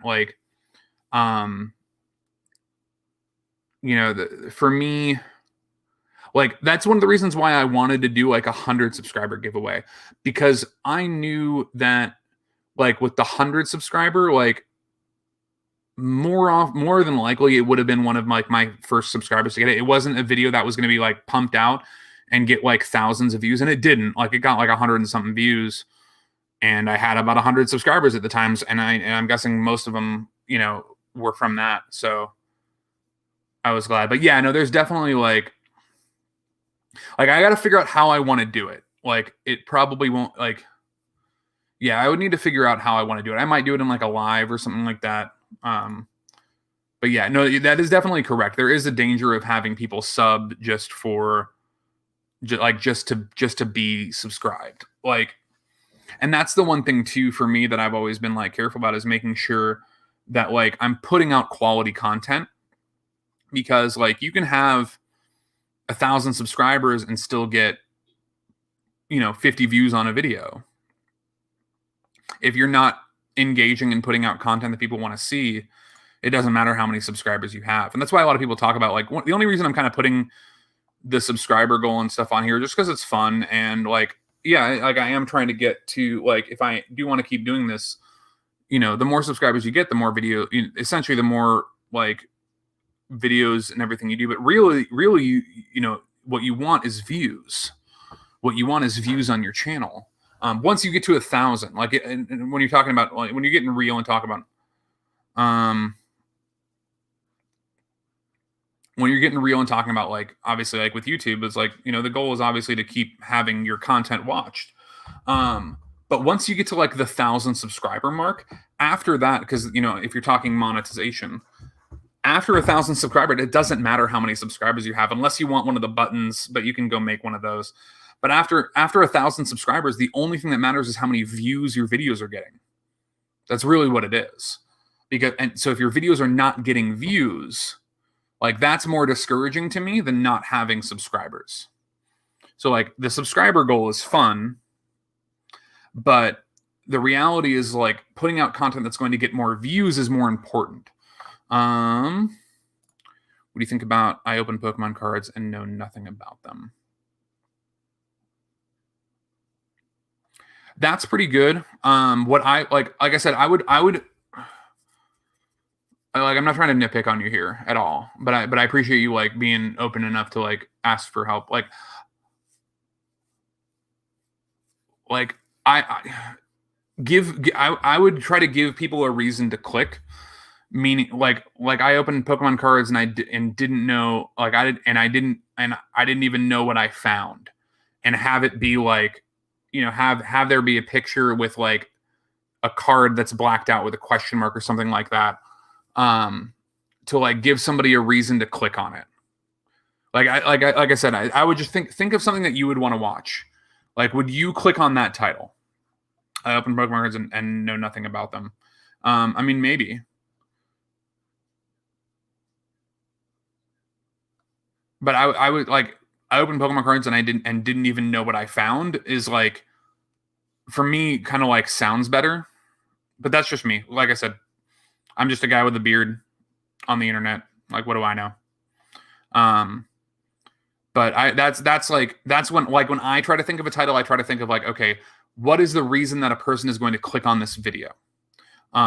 Mostly they want something out of it. Like, they want to get, that there is like, think of it as like a movie. There's a beginning, a middle, and an end. There's a conflict and a resolution. There's there's an ebb and flow. So like, you want them to so like a video starts here and ends here. Let me do this backwards because it's weird. Starts here and ends here. You want people to watch from here to here. Really, the only way to do that is to, I mean, obviously people can just skip, but you need to tell them and give them the first thing you need to do is give them a reason to click. The next thing you do is give them a reason to stay. So obviously structure it to where you're finding your you find your best Pokemon card at the end, or the coolest one or something like that.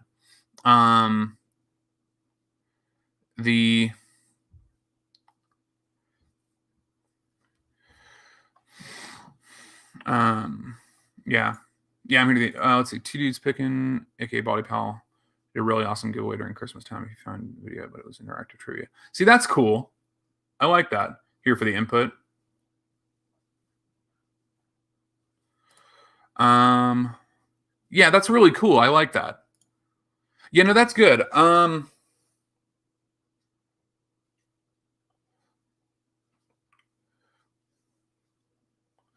Or even doing something like even having it structured to where the first thing you say is, I know nothing about Pokemon.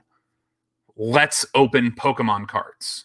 Something like that, where it's like, where you want like you're like, even though you're not saying like I found something really cool at the end, you're saying like you're telling people what they're about to watch. And like I might want to watch somebody who doesn't know anything about Pokemon cards open Pokemon cards, which is your premise.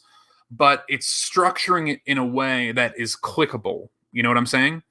So like, I know nothing about Pokemon. Let's open Pokemon cards. So they know this guy doesn't know anything about Pokemon cards, or this guy and girl, or whichever one of you guys is filming or is in the video, or if it's the kids or whoever it is. Like, we know nothing about whatever it is. And you're saying that we're going to open them.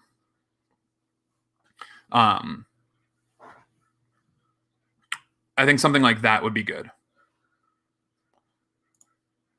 I'm just a guy on the internet with a beard. Exactly. It's almost part of the resale. In order to sell things on the internet, you either need a beard or you need really cool tattoos. So I got the the Joey Drew Josh covered, and I got the Ryan from Rally Roots covered. So I fit right into the scheme here, the scheme of things. Actually, my other live was going to be just like fully dressed, fully clothed man sells things on internet is another good title there. But I need to remember. Hey, Landshark Picker beard check. Exactly. No, you're good. You're good, Annie. You don't need a beard. We'll give you a waiver. We'll give you exactly. Yeah, it's part of the outfit. But I like the concept of that video. I really do. I think it's a really good concept. And like,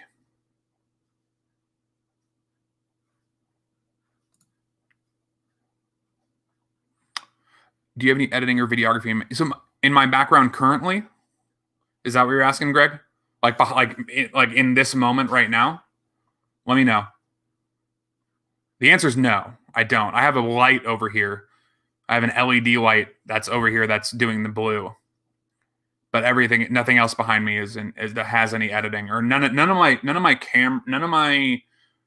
right here has editing on it.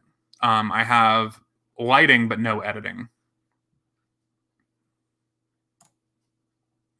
I don't have content. You don't need any content. It's all good. That's what we're here for. We're here to be your content. But if you want to make content, please do.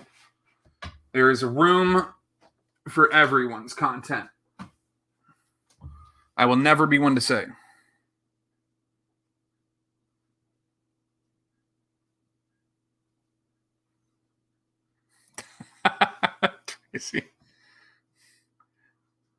Tracy's here to lift people up. That's what she's here for. Oh, prior what you do now, like experience editing videos. So no, I don't. Everything that I've done, like, I've learned like as I've gone along. And I've talked about this before. Like, one of the things I do, like, I like being good at something that I'm doing. So like, if I'm gonna do something, like, if I'm gonna put something out in the world, I want it to be as high of a quality that I'm able to get it with the tools that I have. So like, one of the things that I did is, like, when I started making videos, is I started researching how to make videos just in general, like how to, structure videos, how to like frame shots, how to make lighting look okay. Because again, I could come on here right now and I could look like this, or I could look like this. There's a big difference. And that's all done with just a light. Again, if I had that light all the way cranked up, there's a difference of like even just that little bit of like shine on my cheeks versus like turning it down a little bit. It reduces the shine, makes it a little bit better. So like, but no previous history in like or experience editing videos. I did a lot of like acting and like plays and being in TV and movies. So like knowing how to structure shots and how to like frame things, came really natural to me. But again, it's more about like people. I think people want to watch something that's visually appealing. So like I do a lot to try to make my videos visually appealing, I would say. Because people will put up with crappy sound more than they'll put up with a crappy camera work or camera video. If something's shaky or something's like unwatchable, like people aren't gonna watch it. But if people have to like, deal with a little bit of scratchy audio, it makes it worse.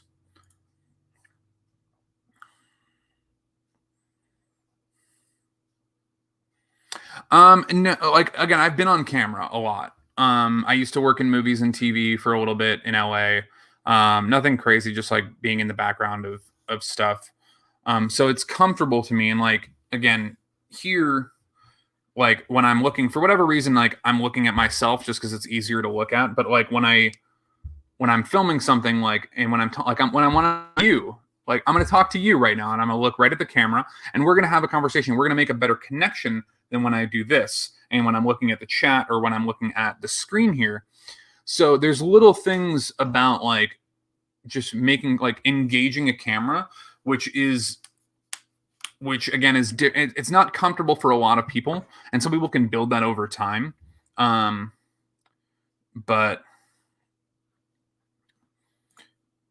yeah, I think that also depends on the content, Tracy. Like again, if you're listening like a podcast, people don't care. Like people like, so for me, like if I'm like if I have the intent on listening to something, I absolutely agree with you. If my intent to go in is more to like hear something, but if I'm actually sitting down like wanting to like either watch something on my phone or watch something on a TV, if my intent is to watch, I will be less inclined to watch something that looks bad than if like my intent is to like have something in my ear. So I agree with you to an extent.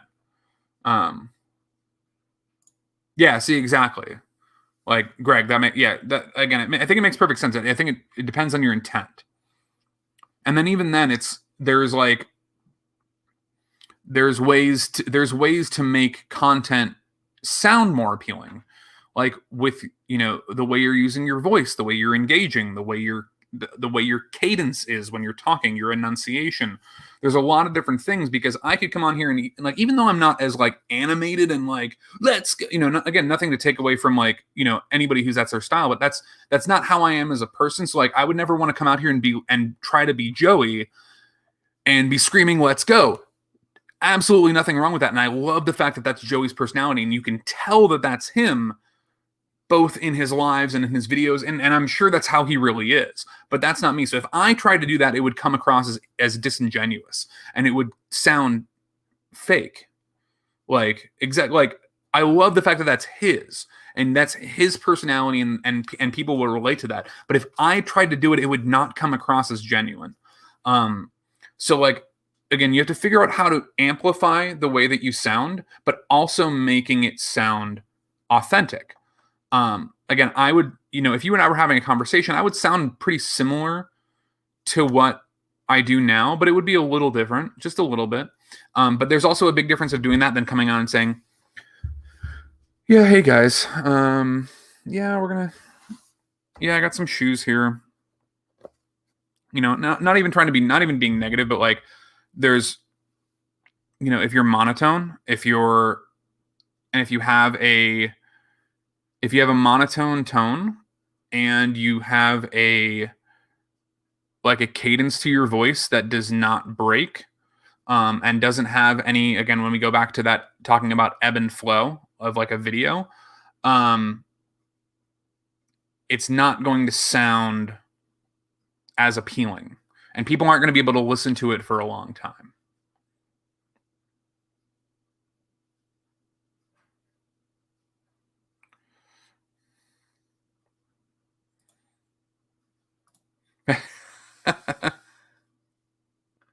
Exactly.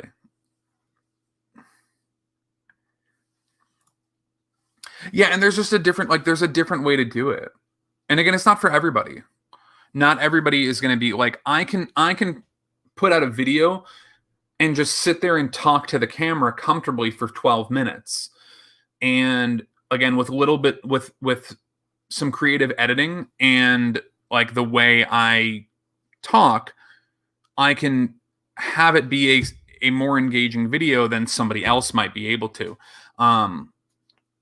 So like but again, like because of my channel size and the content I put out, I have put out some of those videos and they haven't done as well because again, it's different than what my normal content is. But I still think the videos are, stand up and hold up okay. Just like some of my videos, like that is literally like a what sold video, like will do well. It's because like there's certain things that I'm doing in that video that visually will engage well and also will have auditory engagement as well.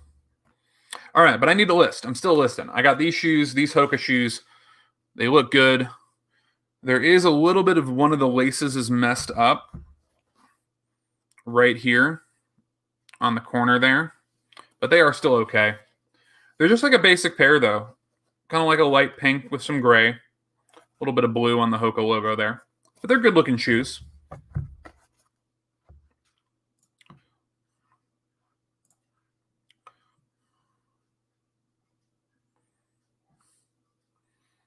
Yeah. And again, it's personal preference. Like nobody says you have to have a face in your video. However, there is research on video thumbnails and how like certain things that you do. One of the biggest things that is always recommended in your in a thumbnail of a video is to have a human face as, a prominent part of that thumbnail. There's a lot of research on that, and I've made that not made that mistake. Like I don't necessarily need to. I feel like it's weird if I do that in every single one of my videos. And again, one of my video with the most views doesn't have that. It's my bins video, which again, it hit an algorithm, which is awesome, but it doesn't have that. But there is actually connection. There's a lot more, and it's the same reason why like all my live videos is like, hey, like just me doing like a hey, come talk with me, so that people know what they're going to see. But there's definitely research into like people having a connection with their face, with faces.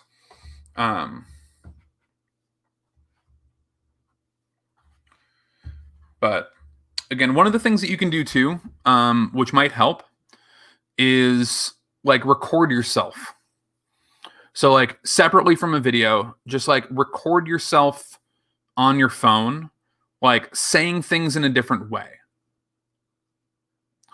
And like just listen to how it hears back. Because one of the things that we forget is that when we hear our voice when we're talking is not what other people hear. So like you can say something and have it think you're sounding in a certain way, but until you have the muscle memory of knowing what your voice sounds like when you're saying things and what you'll hear on a recording, eventually you can get into a muscle memory. So okay, if I say this with this inflection and this cadence and this enunciation, that this is how it will sound to someone else. It doesn't take long, and you'll eventually get there to be able to hear that in your own voice. But that's a learning curve as well, is understanding. because I'll do that sometimes if I'm like recording a voiceover, like if I'm going through like a thrift store and I'm doing my VO after, like I'll sit there and I'll record something and then I'll make sure that I listen to it back. And sometimes like I'm like, oh wow, I did not sound the way I intended, or like it just like, and it happens to me more when I'm recording than when I'm like talking. Maybe it's because I like when I animate myself, like I know how I sound. But if I'm just sitting there with like a microphone and a like, you know, a filter going, okay, well, you know, I'm in the store now and I found this over here and this seemed really cool. Like sometimes it'll sound like that just instead of like, all right, so I found this over here. I put this over there. You know, this shoe looks really good. I'm going to, you know, pick this up. Really good price on this item. Like if I talk like that, I know it's going to sound that way instead of like, all right, so I'm over here and yeah, no, I got these shoes. Like even if I'm sounding a little bit like excited about it, oh, yeah, I got these shoes over here. You know, I found this, you know, this great pot and pan set. Like it's different than if I'm like engaging in in what I'm doing. No, you're good, man. Like I said, I'm not trying to sit here and make sure that I get 1,000 items listed. I love talking to everybody. Like I'm passionate about, you know, a lot of this stuff, both the reselling side and the YouTube side, because I think there's so much in the YouTube side that people don't talk about or don't like have a lot of education on. Yeah, and that's a great point, Tracy. That's a really, really great piece of advice. Is like you don't have to like you like depending on what you're doing, like you can do like an intro. Like just I would say like if you want to do it, or like start with like an intro or an outro or both, but like start with one of those and just say like you know, hey guys, it's Greg. Welcome to my channel. This is what I'll be showing you guys today. Thanks. Like, you know, whatever you want to say. Like I have the style in which I say my intros and outros, but like, you know, something as little as that, like right from the beginning, will be like, okay, now I'm engaged. I know who this person is that I'm listening to. And you know, and as they're watching through, or even like at the end of the video, you know, as a, you know, maybe even just like a thing for people who stayed to the end of the video, get to see your face and say, hey, again, thanks for watching, everybody. Like and subscribe, all the YouTube stuff that everybody does. But yeah, you don't have to like, it doesn't have to be something that like your thing doesn't have to be that you're the guy, that you're the talking head on the camera. Again, a lot of my stuff is like that because, again, I feel comfortable as that person. Same reason why I'm here doing a live and, you know, talking with, you know, 8, 9, 10, 12, 15, you know, whatever, 5 people. Like I've sat and done lives for nobody before when I did gaming in the past. Like I would sit there for 2 hours and have 0 viewers, but I would still be talking like this. I would still be talking as if I had 100 viewers. And that's the thing. That's, you know, a thing that I do even now. Like, it's nice because there's not so many people here that I can engage in every single person and follow along and be part of the conversation as everybody's happening. But I still like to try to talk and you know, carry myself as though there were 100 or 1,000 people here, you know, and have, you know, that same conversation. All right, I'm gonna take a picture. Get these items, get these shoes up and listed.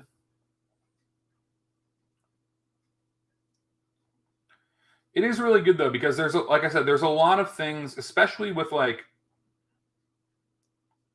the YouTube growth and the YouTube side specifically. I mean, there's a lot of good information out there, but not everybody knows exactly what to look for and how to find it. And there's so many little things like that go into like for me, I'm an analytics person. Like I've dealt with businesses and operations and different things like that have built a backbone on analytics. So like I really like going into the analytics of my YouTube videos and like seeing how things are doing, like seeing how my videos are trending, watching for like the dips, like, and again, that I can't remember how much content you have to put out or how many views you have to get before they actually start giving you that information. It's not right away, but it's not a lot. It's not a crazy amount. like I like watching things like that. Like, and I even like going on like I'll go on places like Social Blade, which like for whatever reason people don't like to talk about.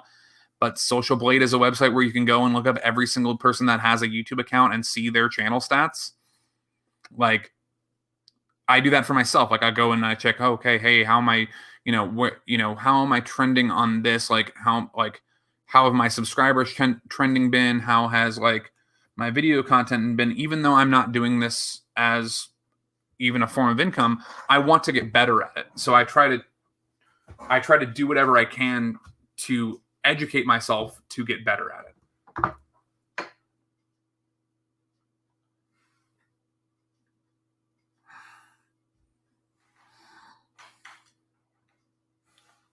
All right. So we're going to get a few more pictures of these shoes.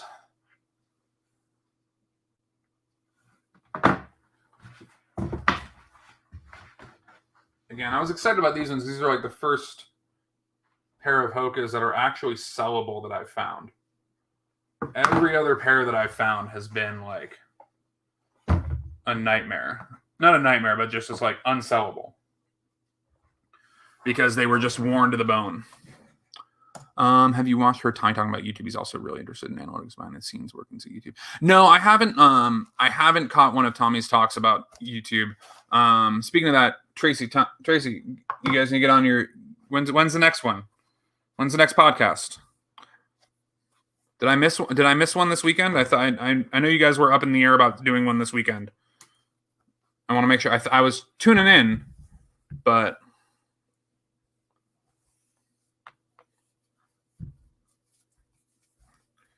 Cool. So one thing I'll tell you, Jazz, before you do it, don't do it. So upload it now. It's fine. Don't release the video now.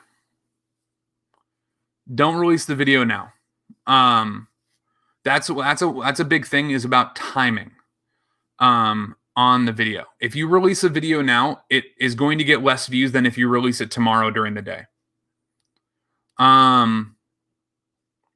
That's just what's going to happen.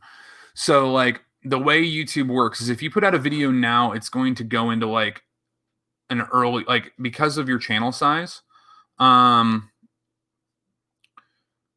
it's not going to go out to people that like you're going to do. So like one of the things for like when I look at, so I'll give you like, again, it's not an insider thing.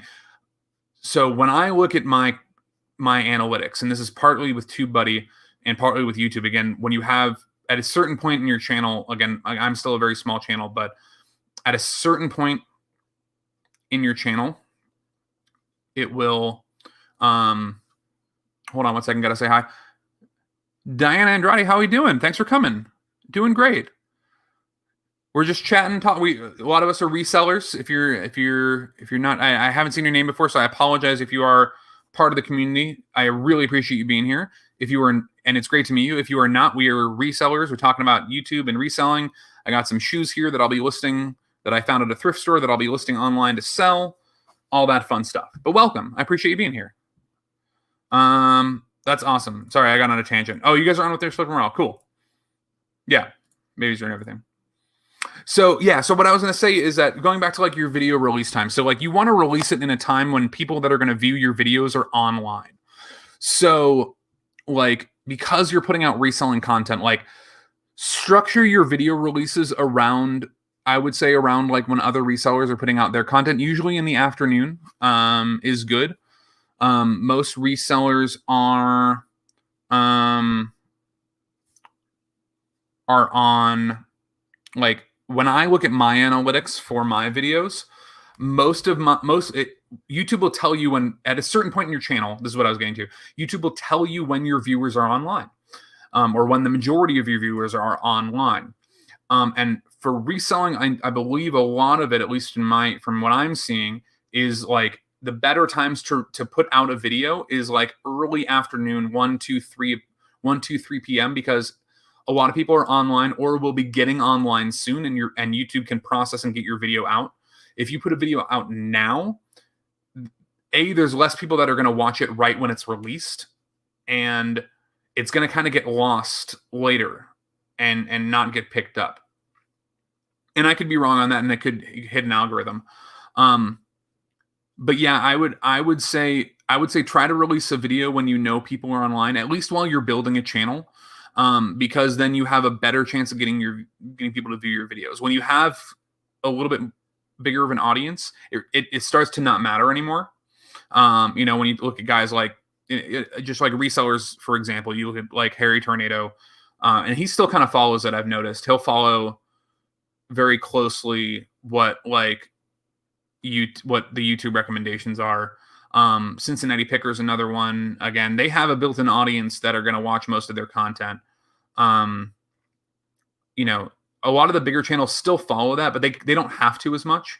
But there's good times to release a video. Releasing it in the middle of the night, especially when you have a smaller channel, is not going to help you gain traction on the video, in my opinion. Again, I could be wrong on that, but I've seen that from other people as well who've released videos like later in the evenings that don't do as well. And there's also some analytics on like the fact that like when every video that's uploaded and released on YouTube they catalog, like there's stuff that they're doing like to push your video, like to either push or not push a video out, and part of it's on there. Watch Dean Nimmin, Nick Nimmin, Daryl Deeves, Robert Blake, etc. Yeah.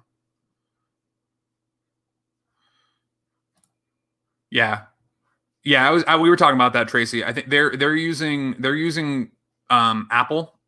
So it might behoove you guys to download Chrome onto your, my lighting is going crazy, onto your app, onto your Macs, and get TubeBuddy, because it's going to give you a lot of really good information. Again, because of you guys' channel size, there's a lot of things that you just won't have, like that YouTube won't give the information directly to you. TubeBuddy will bypass that a little bit, but there is certain information regarding like the demographics of your viewers and like when they're online and all things like that does take a little longer, and you require a bit higher of a view count on your views for YouTube to give you that information. But yeah, like I said, I think sticking with like the early afternoon is the best method, because it gives your video enough time to like breathe, and you have a more chance of people online looking at it.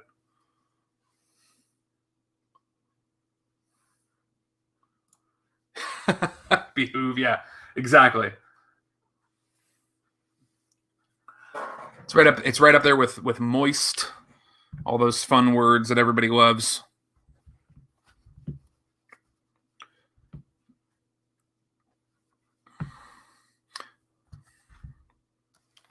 Another pair of size 7s.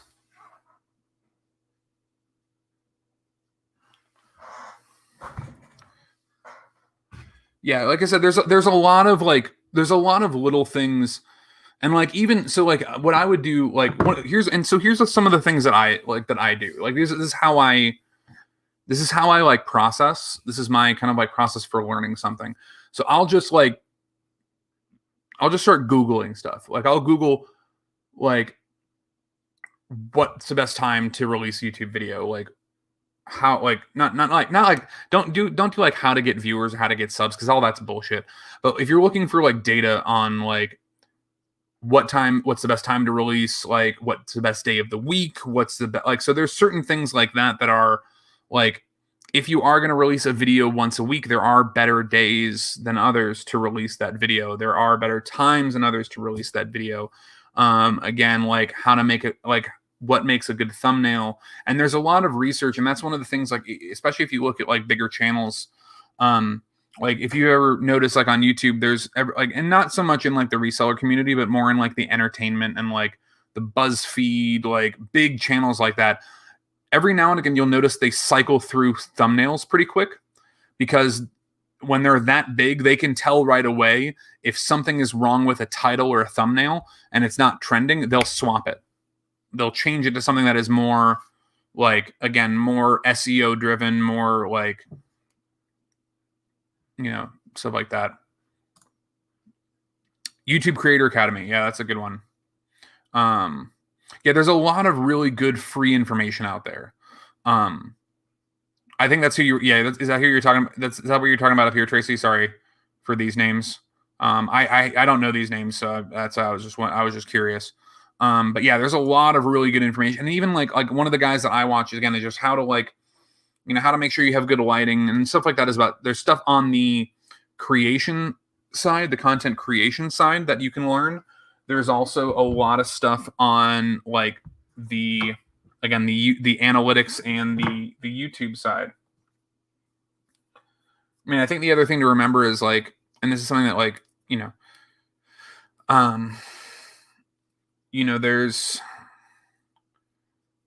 there's ways to get to 1 million subscribers, and making reselling content is not one of them. I mean, just to be realistic about it, that's there's maybe there's a handful of resellers that even get to 1,000 subscribers, let alone 10, 20, 100. So there's the two sides of a coin to think about it on. And that's really for me, when I'm making a video and even just doing this, and I was talking with Tom and Tommy about it last week, is I'm not here to be I don't have a goal to be teaching people how to sell things on eBay or how to be a reseller. I'm learning how to do that, and hopefully I'm teaching people by proxy. People are learning from me as I learn, but I'm, and I'll probably eat my words for this in a year, but you're not going to see a lot of videos from me that are top 10 ways to, make money on eBay or do, there's so many people doing that my goal is more to be just a face, a face and an entertainer and somebody that people can talk to and enjoy the content of and feel like they can escape from something, not and be somebody that people can get along with. Yes, Ben Johnson, he's the one, he's who I he's the reason there's a blue light behind me right now. I'll be he's the reason why my camera's being super finicky on my lighting today. He's the reason why there's my lighting is the way it is. I'm surprised. I'm super surprised he doesn't have more subscribers than he does. But I really like Ben Johnson's content. It's super helpful. And again, it's all free. Again, some of it's sponsored, hey, go buy this light, whatever. But it's all free information that's out there.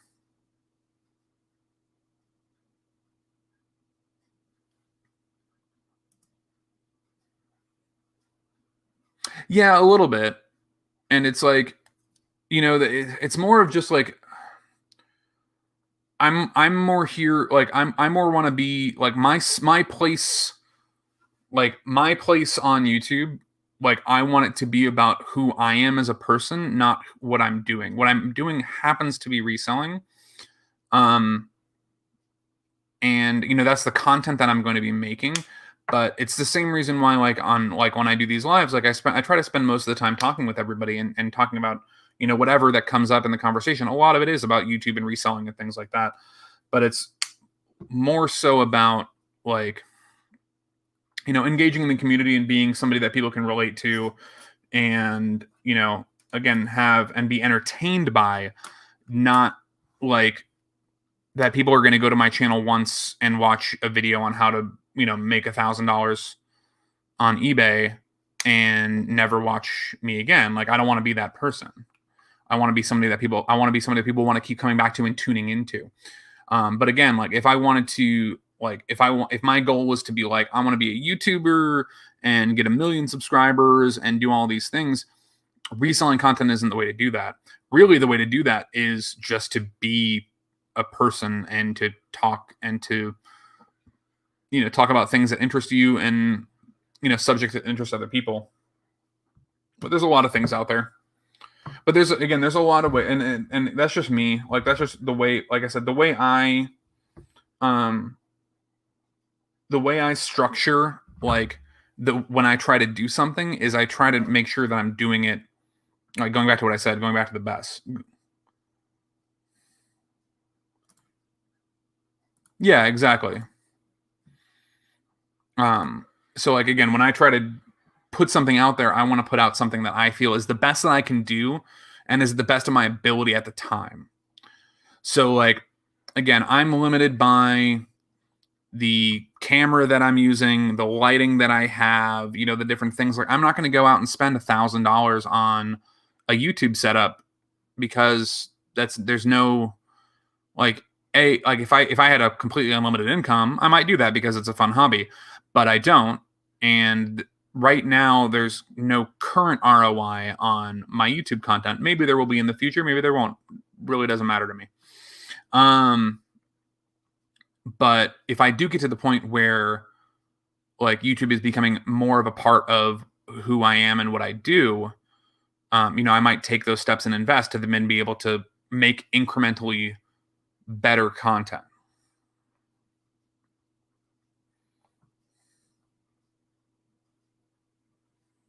All right. So I'm going to get these shoes listed. Get these posted up. All right. These are again, first pair of Hokas I've ever sold. W Clifton 5, I think, is the W Clifton. I'm guessing the W is women's.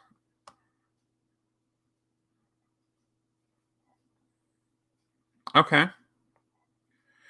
All right, I found some. Oh, these are doing. Oh, they're decent pricing on them. A little bit better colorways on here. All right, let's see.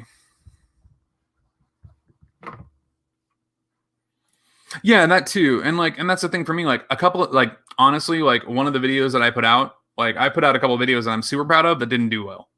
But I put them out because I liked it. I thought it was good content, and I'm happy with it. But again, it was different. It wasn't reselling content. It was reselling adjacent. But again, there are specific ways to try to get views in the reselling community, and part of it is doing what works, and what works a lot is what solds, and thrift with me's. Those do really well, which is fine. But again, I don't want that to be the majority of what people are watching. With me, I want to do some of those things, but also have it be about the engagement that I'm giving to, and my opinions, and what I'm learning from those trips, and what hopefully other people can learn from me. Again, I'm not sitting there going to be teaching everybody, but if I'm learning a lesson, I want everybody else to learn that lesson with me. Oh, these are selling pretty well. Pretty well. Let's see. What's the sell-through rate right now? Over 100%. Over 100% sell-through rate. That's what I like to see. Dude. Stupid app. Stop. Okay. Now I just need to find the ones that's with the same colorway. Just to make it easier.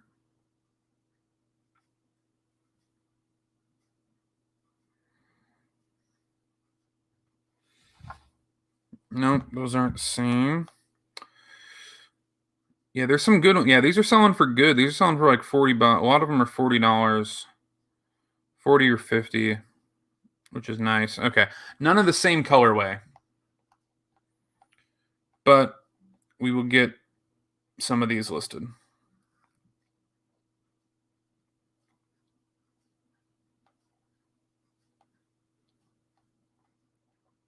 Yeah, a lot of $50, $40. I'd love to be able to find more Hokas. Love to be able to find more Hokas. Because yeah, these are going to sell for a good price. And I think I have the only one of this colorway listed. Or I will have only one of these, this colorway listed.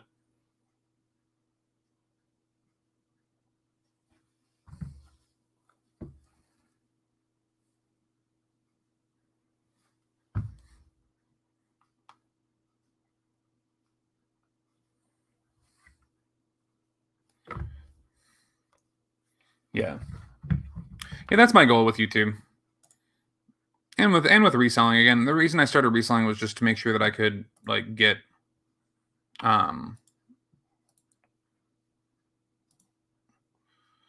like see if I could do it and, you know, see a lot of stuff. Oh, ooh, I gotta update my banner.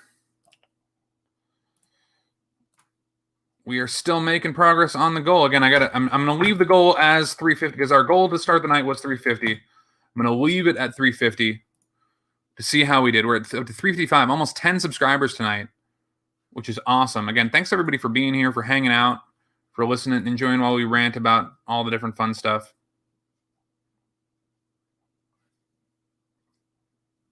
The insoles on that, not at all.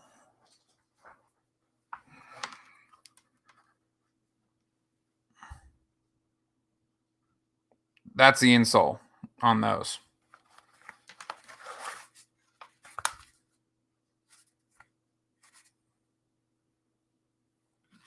So they were really, really good. Insoles look real. Even the Hoka insoles look pretty good. You can still see the whole logo on those, which is great. Oh, I'm still listing these. Got to get them listed. Okay.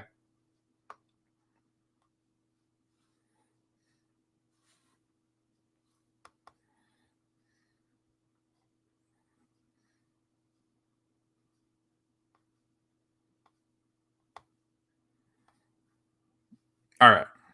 So we're going to get, yeah, I'm just going to pick a random one of these. Yeah, they didn't wear them much. It didn't wear them much. Again, I think these Hokas came from the same person that did those ones, because there was multiple size 7s of the Hokas and the Brooks all in the same store. And most of them were not really worn that much. Okay. All right. So, yeah, we're going to do this right here. Not that one. We're going to do... All right. These ones we're going to copy. We're going to get our one like this and get these listed. Yeah, a lot of these are barely, like, a lot of these, like, even like when you look at the sole, like, they were a little dirty, but like you can still see like all the little like crevices on all the places that are usually like completely worn through. So they were looking good there. Yeah, I do the same with a lot of my shoes. And that's like I said, this is the first sellable pair of Hokas that I've bought. I find Hokas all the time, and they are worn all the way through. Same thing with Brooks, though. And Brooks are weird because there's some Brooks that like, some Brooks have a weird sole where it's almost like a hard plastic sole. And once that smooths out, they're almost like ice skates. It's crazy.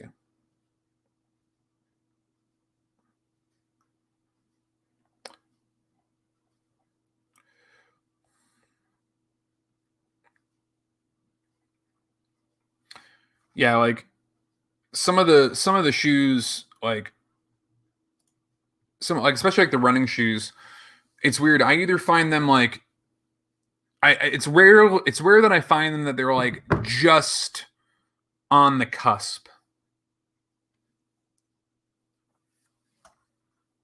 Yeah, I've never owned a pair, Aaron, but they sell for a lot of money. I don't care how good they are. Like even these plain ones right here are going to sell for like 40 or 50 bucks according to sold comps, which I am super happy with.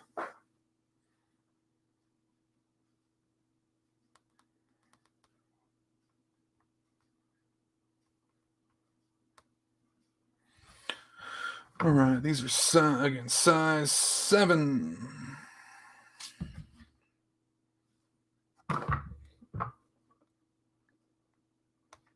Yeah, these ones They're going to sell well.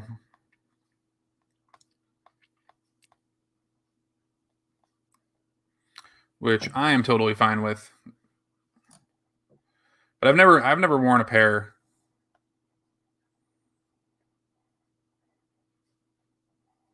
Same thing with Brooks. I've never really worn a pair. I have the pair. The only pair I've ever worn is the pair that I got from the box that I got from Drew.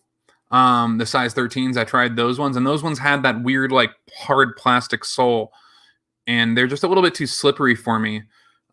These other Brooks don't have that. They're more like a traditional sole.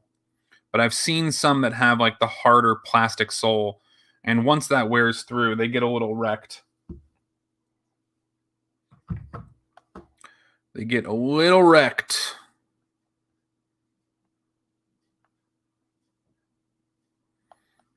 All right. So update my description here. I do want to disclose that the laces are a little worn because there's some like chips and stuff on one of these ones.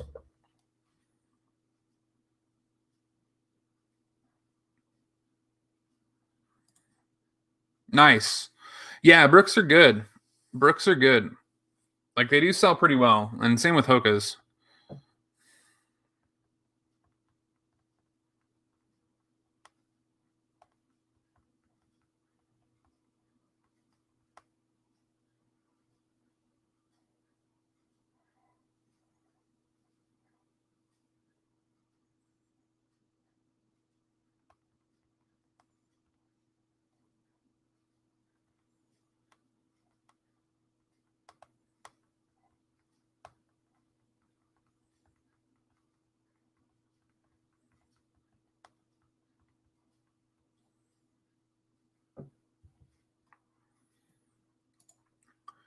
How are on cloud, Aaron? I want to try those from Tracy. That was 3 weeks ago. Just listed them tonight. Yeah, I've been behind too. Like again, so like the red, white, and blues were in my video. I picked those up like over a week ago, and I'm just listing those today. These Hoka's, same thing. We're from that same trip. So there's no shame in being a little behind. All right. Yeah, these are going to hopefully sell pretty well.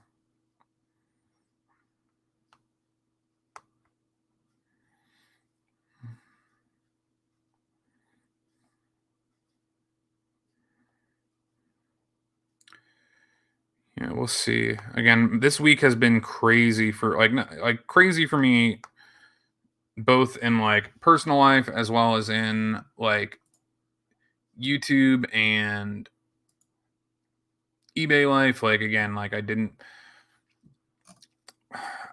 I wanted to put out something a video this weekend, but I just didn't have anything.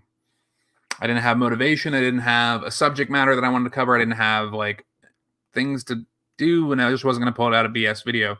I have something that I'm going to put out probably Wednesday. I'll film something tomorrow and put that out there on Wednesday. And then, yeah, like my eBay sales, like nothing, literally no sales this whole week. I haven't had to sale since the 20s. Literally, yeah, 7 days. My last sale was 7 days ago. So I'm gonna go back and rework, maybe adjust some pictures and some titles and stuff. But exactly, yeah. You guys got that crazy death pile.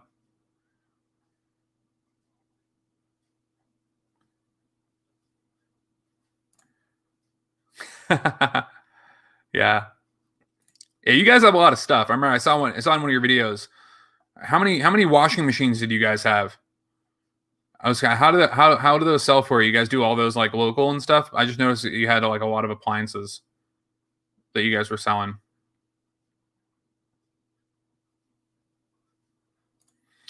Yeah, I was wondering if it was something like that because literally it's been 7 days. Again, I don't have a lot of listings, so I'm not like freaking out. And again, luckily for me, it's not like a major part of my income. But I'm like, I usually sell at least one item at minimum every 2 days, if not every day. because again, I'm very picky about what I sell and what I list, and I try to go and I specifically sell things that have a very high sell-through rate. So I'm wondering if I need to like just go in and like make a few edits on things to get it going, or if I need to like reach out to anybody. Not like they're gonna, help me that much, but it's nice to know that it's not that I want it to happen to anybody else, but it's nice to know that it's not just me. All right, we got those Hokas listed.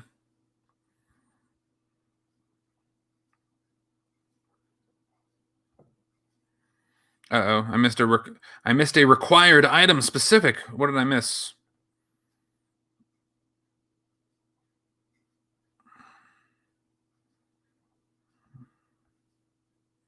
Yeah, I noticed there have been some updates on the website because like just this week they actually started like hitting me on like on the required item specifics. Yeah, like this is an item I've had listed for like over a month, and it's now and literally I just got the pop up within the last 10 minutes that I'm missing required item specifics. So I think they're updating some stuff, and hopefully that's what's messing with my listings. I don't know what the required outer shell material. I'm assuming it's polyester. Let's go with polyester. I'm going to assume polyester. So yeah, they must be updating some stuff. So hopefully that's just what's messing with my listings and my sales. But I would feel a lot worse if this was like affecting my actual income. I would not be as willing to just look past it.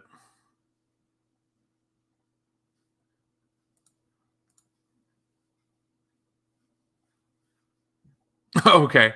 I was wondering. I was like, is that like their storage? Is that their living room that they got all this stuff piled up into? I was like, that was a lot of appliances, but that's cool.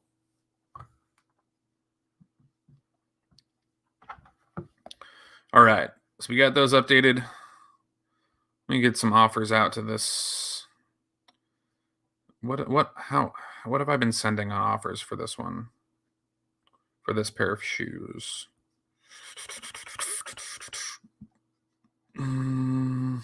Okay. Let me send some offers on here. How do you guys do offers? I try to send them unless it's like a really like hot ticket item that I know for sure I'm gonna get full price sale on. I'll try to send offers out. What do you guys like to do? I've seen people with like, they'll have like send offers to like 500 people, and it's like, nah, I don't do offers. I don't know. I like doing offers. I've only had like one person actually like accept an offer that I sent though. I've had a couple counters, but how does everybody do on their into offers when they do it?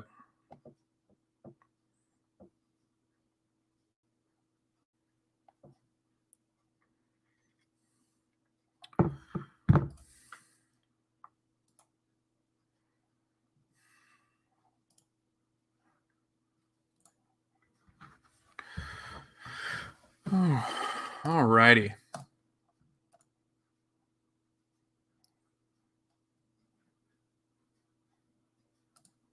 Yeah, I get a lot of offers too. And one of the things that I noticed is that I have a disproportionate number of my feedback has come from sales where I accepted an offer. And I don't know if it's because like people that are doing offers are more like engaged with eBay and the app, but like 70% of my like account feedback has come from offers.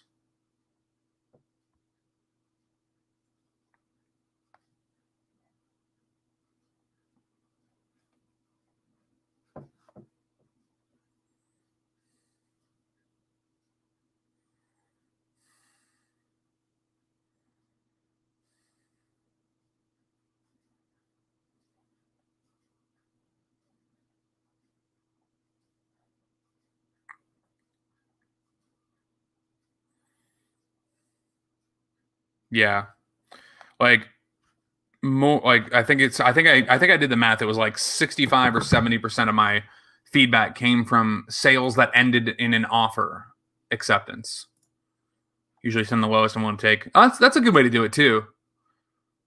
Yeah, I actually might even take that method because like that's my biggest thing is like when I send out offers, I do a lot of times like send the minimum and then like then I do get into back and forth and I end up taking a little bit less than I wanted. So I like that. I like that, Tracy. That's really good. Send them out once a week and usually about 10 to 15. Yeah, that's usually what I stick to. I usually try to stick around. Like if I'm going to send an offer, especially if it's a relatively fresh item, it's going to be only 10%. Um, I'll do a 10% offer out because usually I'm willing to take a little bit less than that. Usually like 20% is what I'm willing to take off, but I'll send 10 to hopefully negotiate between 10 and 20. But I don't get a lot of response from my offers. I think it's just, good to have people that are engaged. It's also, I think, like I said, I think eBay likes engagement on their app. They like people who are actively trying to sell items, and I think that like being engaged with your offers is a good way to show eBay that you are willing to sell items, meaning that you are willing to get them to have more transactions on their site, meaning that they are going to make more income off of their fees. So they are more inclined to have your items show up. Just my opinion. They probably won't confirm or deny it. They probably would never confirm that, but I feel like just engaging in it, even if you send out an offer for like $1 less and if we're on $1,000 item, like I said, I think there is some tracking within their algorithm. There has to be on the seller's engagement on that aspect of their store. And if Tommy was here, I'm sure he would either confirm or deny my suspicion. But that would be my guess, is that anything that eBay puts in there, whether it's promoted listings or offers or anything like that, as much engagement as that you as a seller have with their site, is only going to be positive for the most part.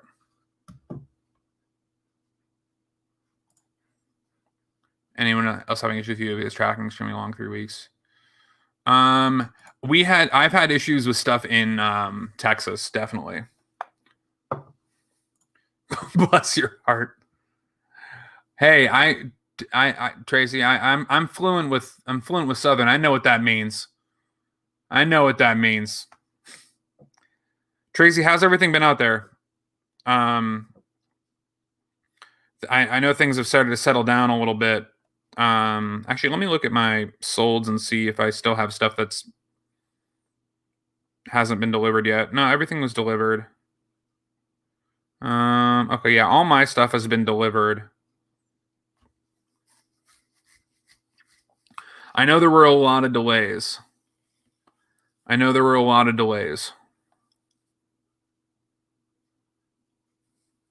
In the Midwest, specifically Texas. Like anything that had to anything that was like, and especially for me, like anything that was going ground from like Vegas to like East Coast, like southern East Coast, like Florida, Georgia, anywhere like that, where that they drive through Texas, got messed up.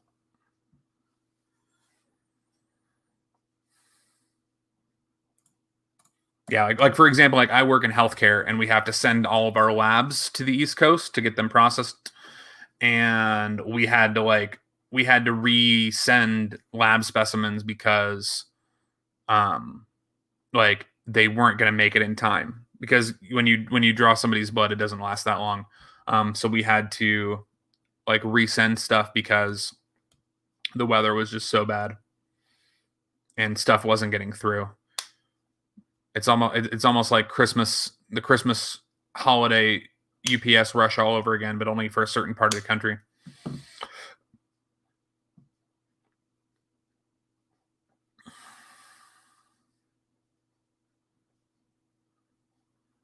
Yeah, I would say as long as they're still updating the tracking, like not like still updating, but as long as it's like they're showing that they have it, like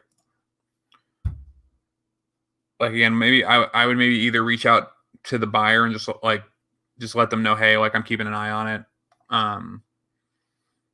Like, here's what they can do if they want.